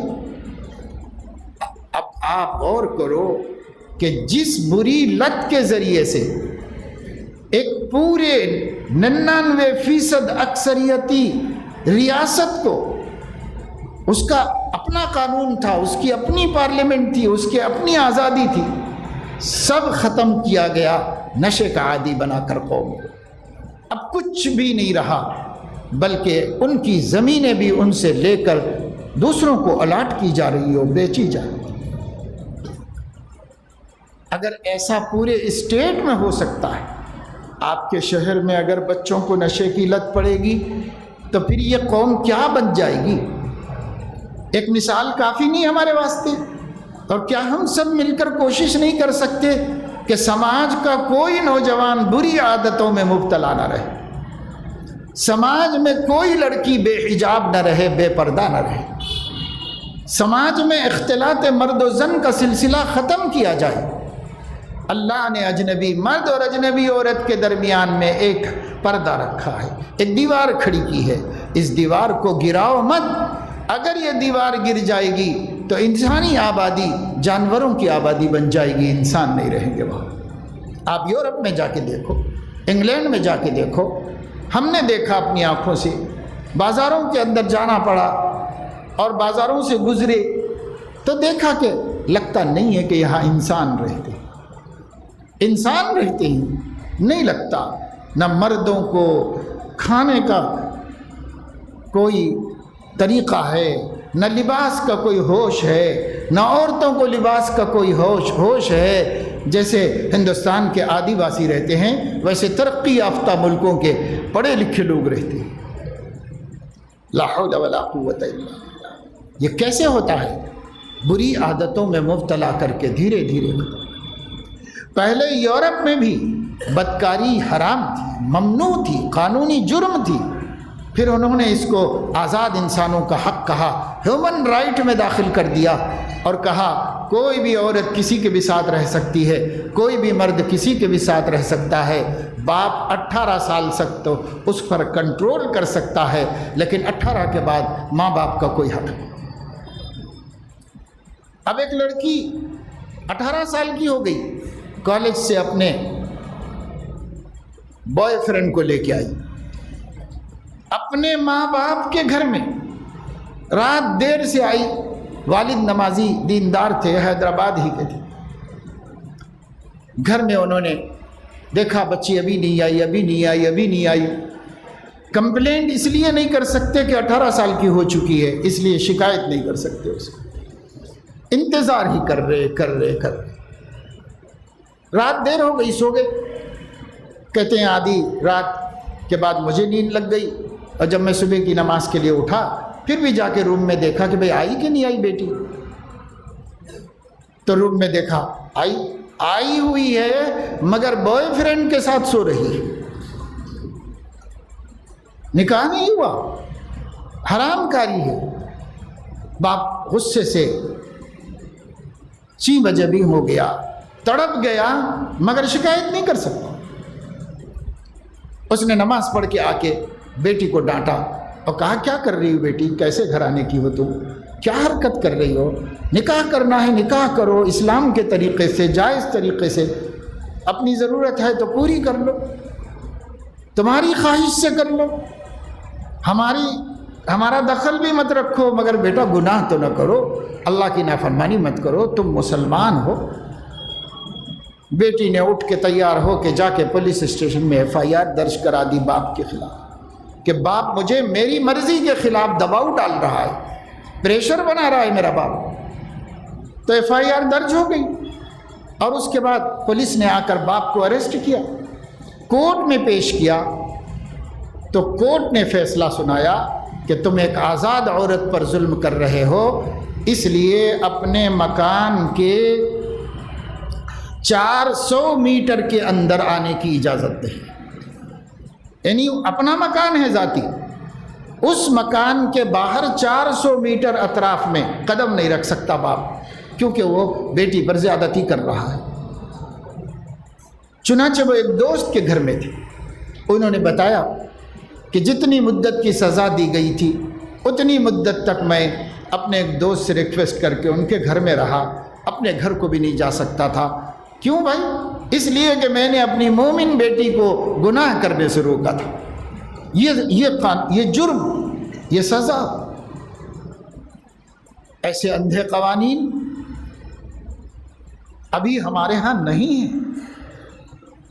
ابھی بھی اگر ہم چاہیں تو اپنے گھروں کے ماحول کو حیا والا ماحول بنا سکتے ہیں۔ اسلام کا ماحول اپنے اپنے گھروں میں بناؤ، اپنے بچوں کو اللہ رسول کی عظمت سکھاؤ، بتاؤ سناؤ کہ اللہ کون ہے، نبی کون ہے۔ یاد رکھیے، محدثین تو یہ کہتے ہیں کہ 5 سال کی عمر سے بچہ علم حاصل کرنے کے قابل ہو جاتا ہے۔ امام بخاری نے اس کو نقل کیا ہے ایک روایت۔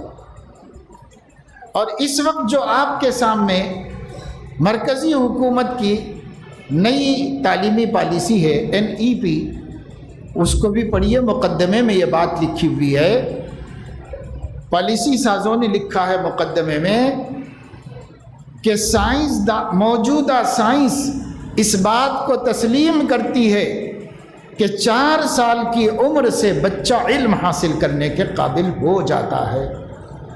لہذا مرکزی حکومت نے ابھی جو سسٹم بنایا ہے وہ 8 سال سے لے کے 18 سال تک کے بچوں کے لیے بنایا ہے۔ اب ہم ایک فریم ورک تیار کر رہے ہیں، ایک کمیٹی کو بٹھا دیے ہیں، 4 سال سے 7 سال کی عمر تک پڑھانے کا کوئی منصوبہ تیار کیا جائے۔ جب یہ تیار ہو جائے گا تو ہم ملک کے ہر 4 سالہ بچے بچی کو اسکول میں شرکت لازمی کریں گے اور پڑھائیں گے، کیونکہ بچے 4 سال سے پڑھنے کے قابل ہو جاتے ہیں۔ کیا کیا منصوبے بن رہے ہیں، عقل کا استعمال ہو رہا ہے، سائنس کا استعمال ہو رہا ہے، اور کاہے کے لیے استعمال ہو رہا ہے کہ ہندوستانی مسلمانوں کی نئی نسل سے توحید کی روح کھینچ کر کے شرک کا رنگ ان پر چڑھا دیا جائے۔ اس کے لیے سارے منصوبے بن رہے ہیں۔ پر کسی ماں کو جس کے گود میں اللہ نے بیٹے بیٹی کی نعمت دی ہے، جسے دیکھ کے وہ آنکھیں ٹھنڈی کر رہی ہے، جس کی پپا ممی امی ابا بولنے سے اپنے اندر انرجی اور قوت پا رہی ہے، اسی بچے کے مرتد ہونے کے بارے میں ماں کو کچھ احساس ہے کہ آنے والے دنوں میں کیا ہونے والا ہے؟ باپ کو کوئی احساس ہے؟ ابو میرے لیے یہ لائیے، اچھا بیٹا، فوراً خرید کے لے کے آئیے۔ ابو میرے لیے وہ لائیے، میرا بچہ ہے، میرا بچہ روئے نہیں، میرے بچے کی تمنا نہ ٹوٹے، میرے بچے کے ارمان نکلیں، میرے بچے کی خواہشات پوری ہو جائیں۔ لیکن کیا اس کی بھی فکر ہے کہ میرا بچہ جہنم کی آگ سے بچ جائے؟ اس کی بھی فکر ہے؟ نہیں، کوئی فکر نہیں۔ ارے جو ہو رہا ہونے دو، ہندوستان میں ہو رہا ہوتا، کیا کریں، کوئی فکر کی بات۔ اگر آپ کو فکر ہوگی تو میں آخری بات بتاؤں، اگر آپ کے سینے میں دل ہے اور اس میں ایمان ہے اور آپ کا احساس زندہ ہے کہ مجھے مومن رہنا ہے، مومن مرنا ہے، اور اپنے پیچھے مومن اولاد کو چھوڑ کے جانا ہے جو ایمان پر جیے اور ایمان پر مرے، اگر آپ کو اس کی فکر ہے تو آپ کو نماز، روزہ، ذکر، تلاوت، دعا سے ہٹ کے بھی کچھ کرنا ہوگا، اور وہ یہ کرنا ہوگا کہ آپ اپنے پورے خاندان، اپنے پورے گھر کے افراد کی لسٹ بنائیے اور ان کی عمریں لکھیے۔ اپنے خاندان میں جتنے لوگ 18 برس کے ہو گئے ہیں، لڑکے ہوں یا لڑکیاں ہوں، ان سب کے ID کارڈ چیک کیجیے، ووٹر ID ہے نہیں ہے، نہیں ہے تو بننا چاہیے، ہے تو اپڈیٹ ہے کہ نہیں ہے یہ دیکھیے، اگر اپڈیٹ نہیں ہے تو فوری اپڈیٹ ہونا چاہیے، اور تیسرا کام یہ کہ سرکار نے جو ووٹر لسٹ جاری کی ہے اس میں ہمارے خاندان کے ان سب لوگوں کا نام ہے یا نہیں ہے، نہیں ہے تو انٹری کرانا ہے، اندراج کرانا ہے اس کو۔ یہ 3 کام اگر آپ مستقبل میں اپنے بچوں کے دین ایمان کی حفاظت ضروری سمجھتے ہیں تو آپ کو بہلولوں کی طرح ملک میں نہیں رہنا ہے، ایک سمجھدار، عقل مند، ہوشیار انسان کی طرح ملک کے اندر رہنا ہے، اور جو کرنے کے کام ہیں وہ کرنا ہے۔ اس کے لیے اگر آپ چاشت نہیں پڑھ سکیں چھوڑ دیجئے، اس کام کے لیے اگر آپ اشراق نہیں پڑھ سکیں کوئی بات نہیں، اوابین نہ پڑھ سکیں کوئی بات نہیں، کچھ دن کے لیے چھوڑ دو اور یہ کام کو اس سے بھی زیادہ ضروری عبادت سمجھ کے دو۔ مگر میں نہیں سمجھتا کہ اتنے لوگ بیٹھے ہیں، اس میں سے کتنے قبول کریں،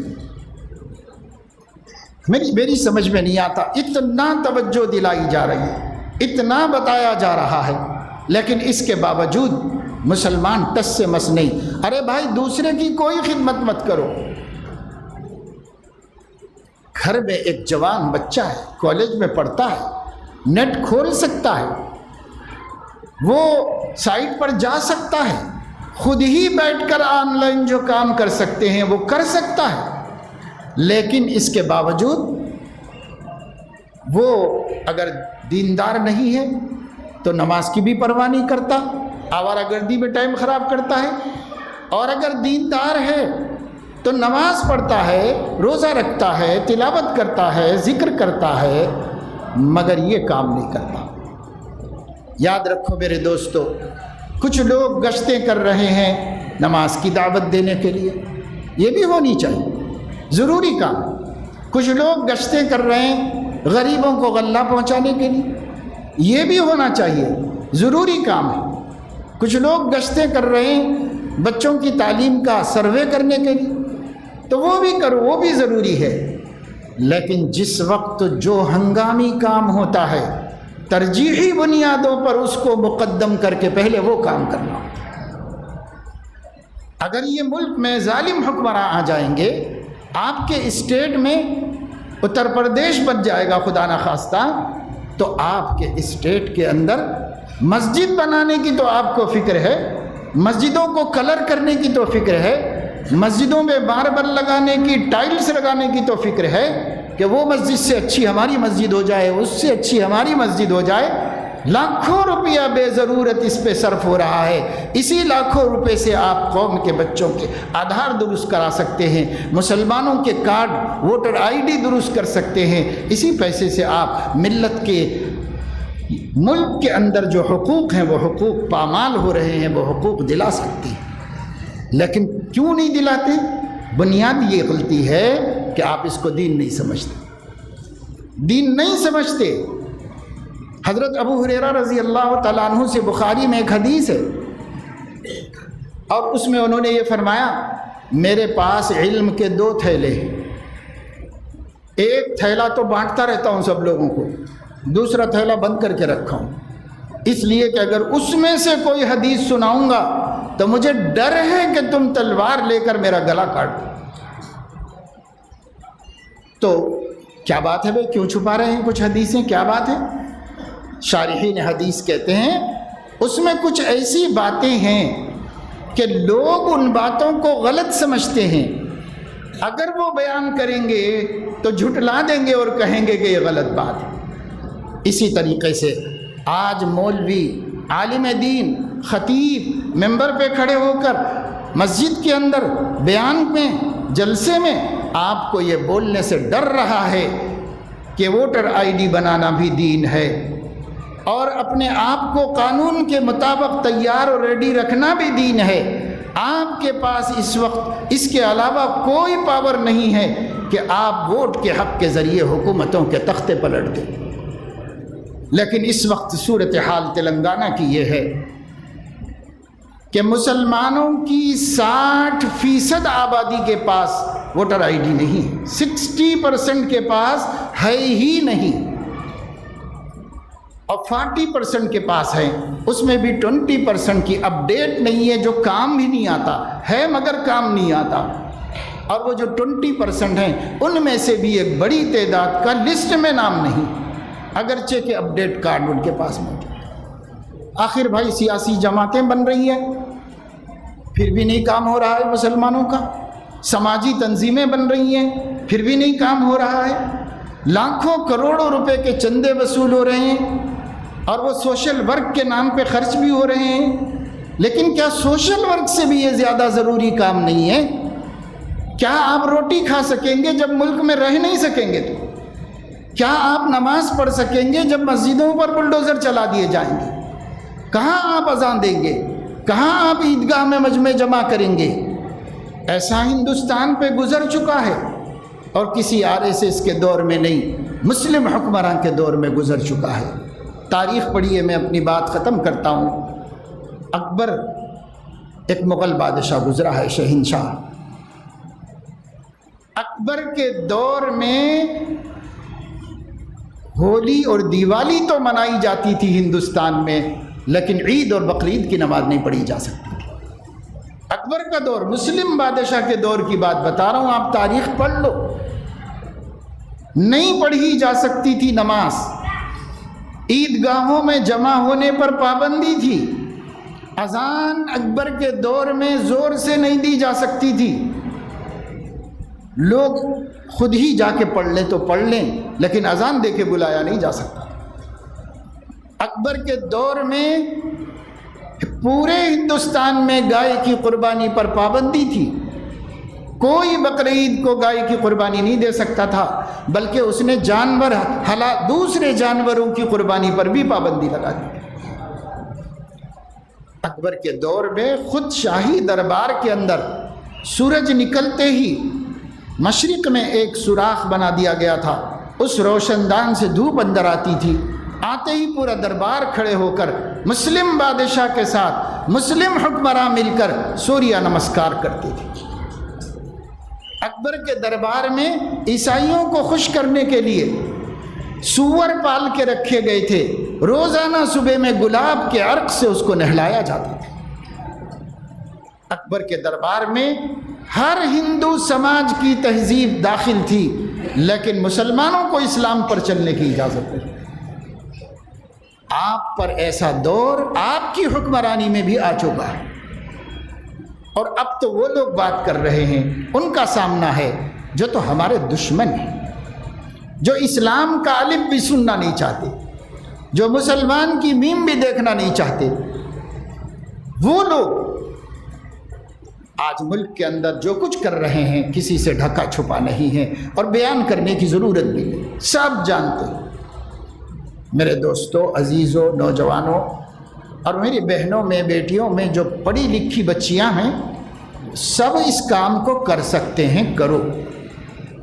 ایک ہفتہ پہلے ہم 22 تاریخ کو ابھی حیدرآباد میں تمام سینئر علماء کرام، جن کے نام آپ جانتے ہیں سب، حضرت شاہ جمال الرحمن صاحب، حضرت مولانا مفتی غیاث الدین رحمانی صاحب، اور حضرت مولانا ابو بکر جابر قاسمی صاحب، اور ان کے علاوہ شہر میں جتنے سینئر علماء ہیں، سب نے مل کر بیٹھ کر کے اس بات کو طے کیا کہ یہ اس وقت میں مسلمانوں کی سب سے اولین ضرورت ہے، جس سے اس وقت مسلمان غافل ہیں، دیندار بھی غافل ہیں، بے دین بھی غافل ہیں۔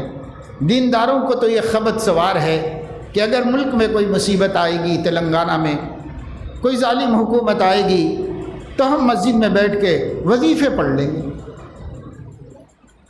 تو کیا اللہ کے نبی وظیفے پڑھ کے احد کو جیت نہیں سکتے تھے؟ اللہ کے نبی کا اللہ اکبر ایک دفعہ کہہ دینا بدر میں جانے کھونے کے لیے سے بچا نہیں سکتا تھا؟ اللہ کے نبی کو کیوں کرنا پڑا یہ سب؟ اس لیے کرنا پڑا کہ یہ خدا کی سنت ہے کہ تدبیر بھی کرنا پڑتا ہے، صرف دعا سے کام نہیں چلتا۔ تدبیر کے دستے ذری سے تقدیر درخشاں ہوتی ہے، قدرت بھی کرم فرماتی ہے جب کوشش انسان ہوتی ہے۔ کوئی کوشش مسلمان نہیں کر رہے، اس لیے ہم سب علماء نے مل کر تلنگانہ کے حد تک یہ طے کیا ہے کہ تھوڑا سا وقت ہمارے سامنے ہے، ملکی الیکشن کے لیے تھوڑا زیادہ وقت ہے، ریاستی الیکشن کے لیے بہت کم وقت ہے۔ ہم سارے مسلمانوں کو توجہ دلائیں، مسجدوں سے، محراب سے، ممبر سے توجہ دلائیں، اور جوڑ جوڑ کے جمع کر کے توجہ دلائیں۔ بھائی یہ کام کر لو، اپنے کو ووٹ ڈالنے کا اہل بناؤ، اور ووٹ ڈالنے کے لیے اس دن سارے مسلمان کوشش کریں، کوئی مسلمان گھر میں پڑا سوتا نہ رہے، وہ جا کے ووٹ ڈال کے آئے۔ اس کا شعور بیدار کرنا اور اس کی قوت سے مسلمانوں کو واقف کرانا بہت زیادہ ضروری کام ہے، اور یہ دین ہے، یہ عبادت ہے، یہ اجر و ثواب کا کام ہے۔ اور اگر نہیں کرو گے کل قیامت میں مواخذہ ہوگا، سوال ہوگا۔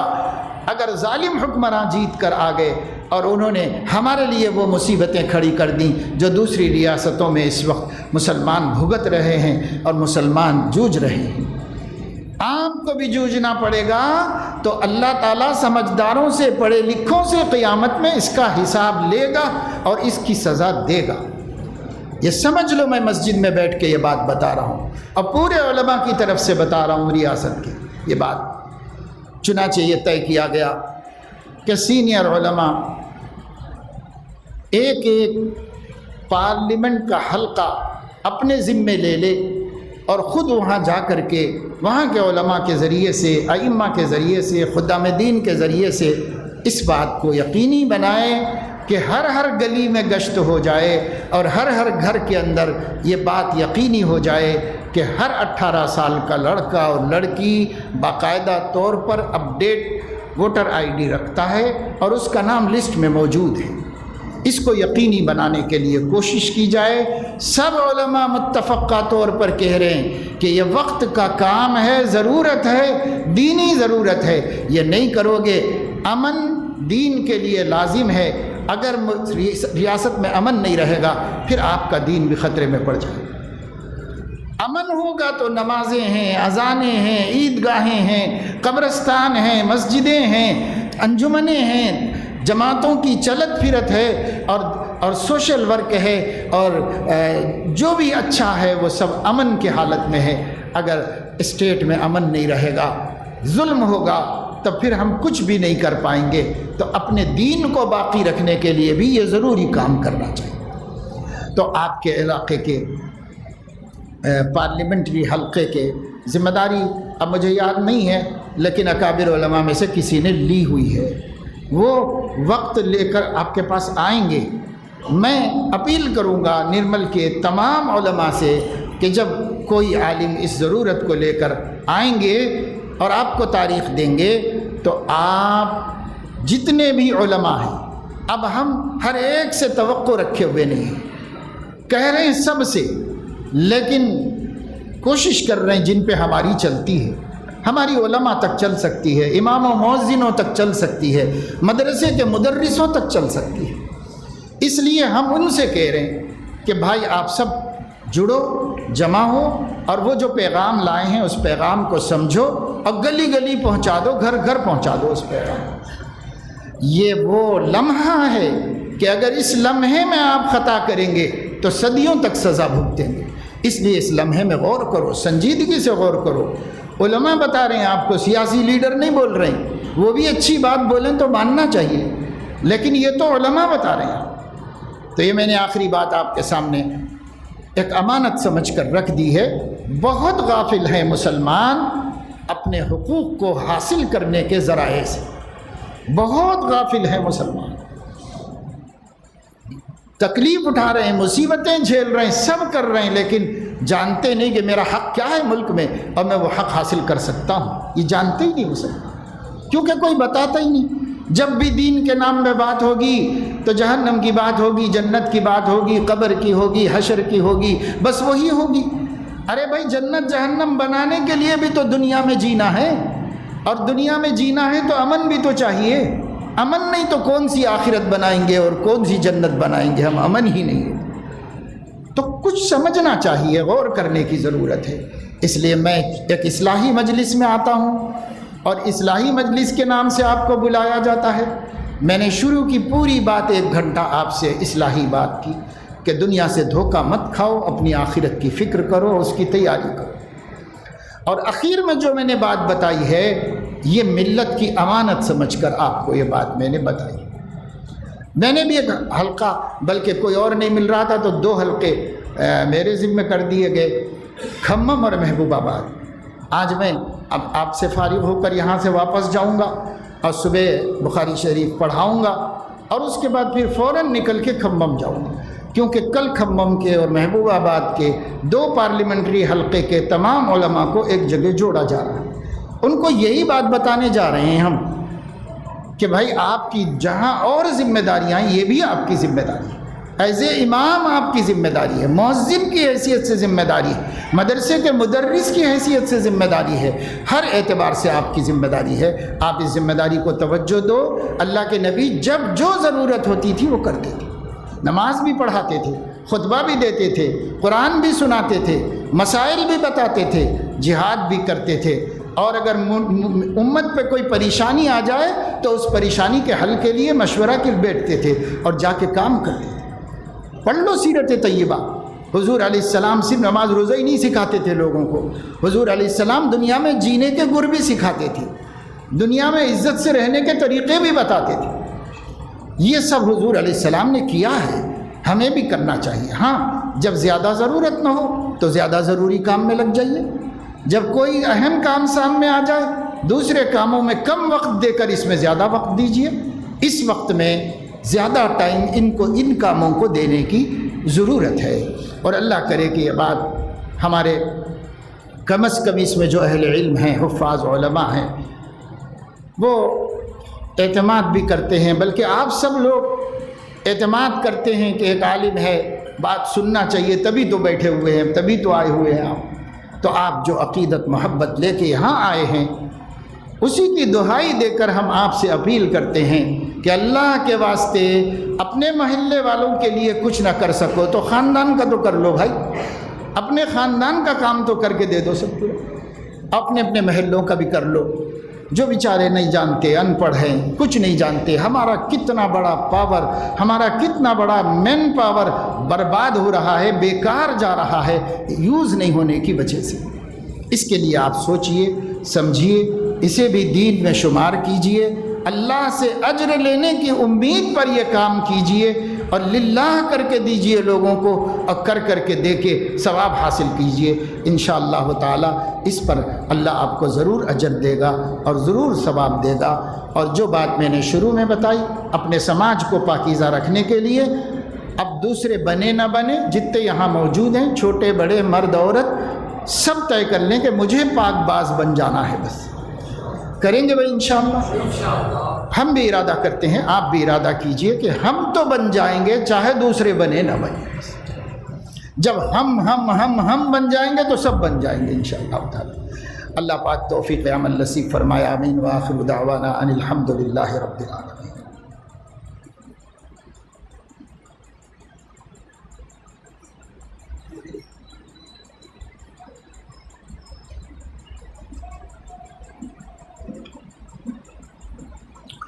جناب کلیم صاحب احمد قریشی صاحب کے لیے دعائے صحت کی اپیل ہے.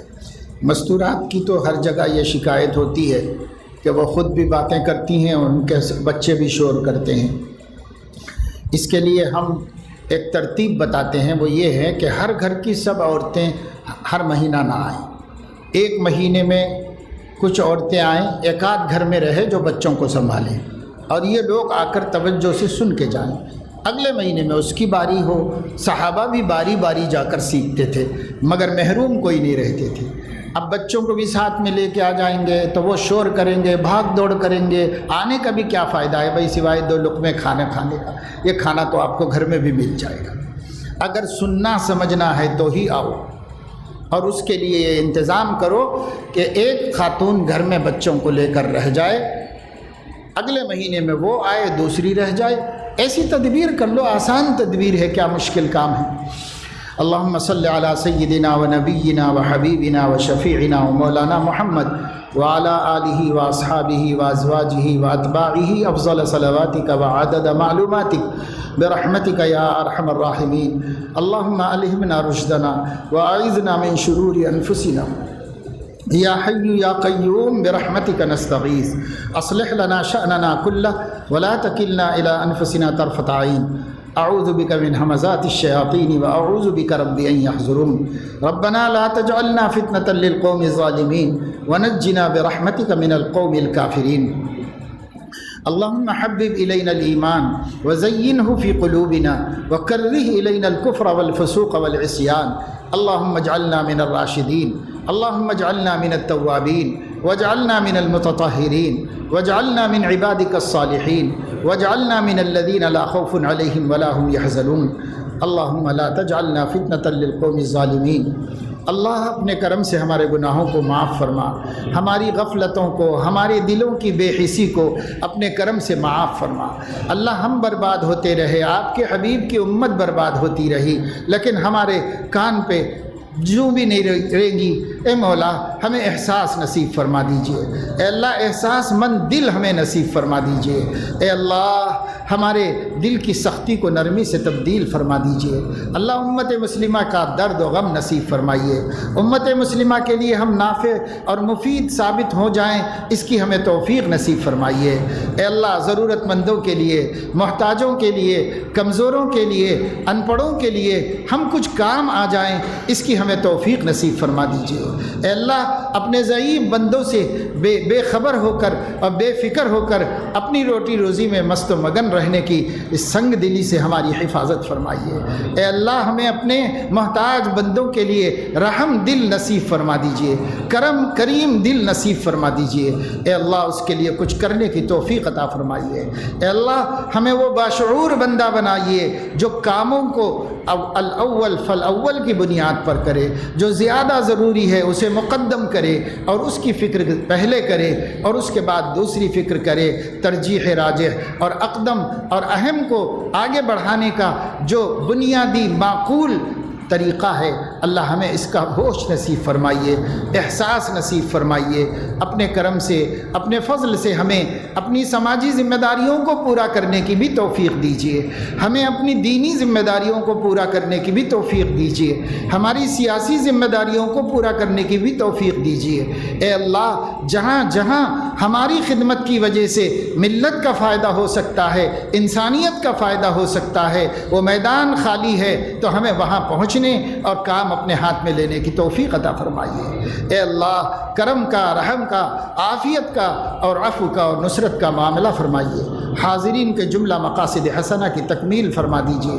وصلی اللہ تعالی علی خیر خلقہ سیدنا و حبیبنا محمد وعلی آلہ واہل بیتہ وصحبہ اجمعین۔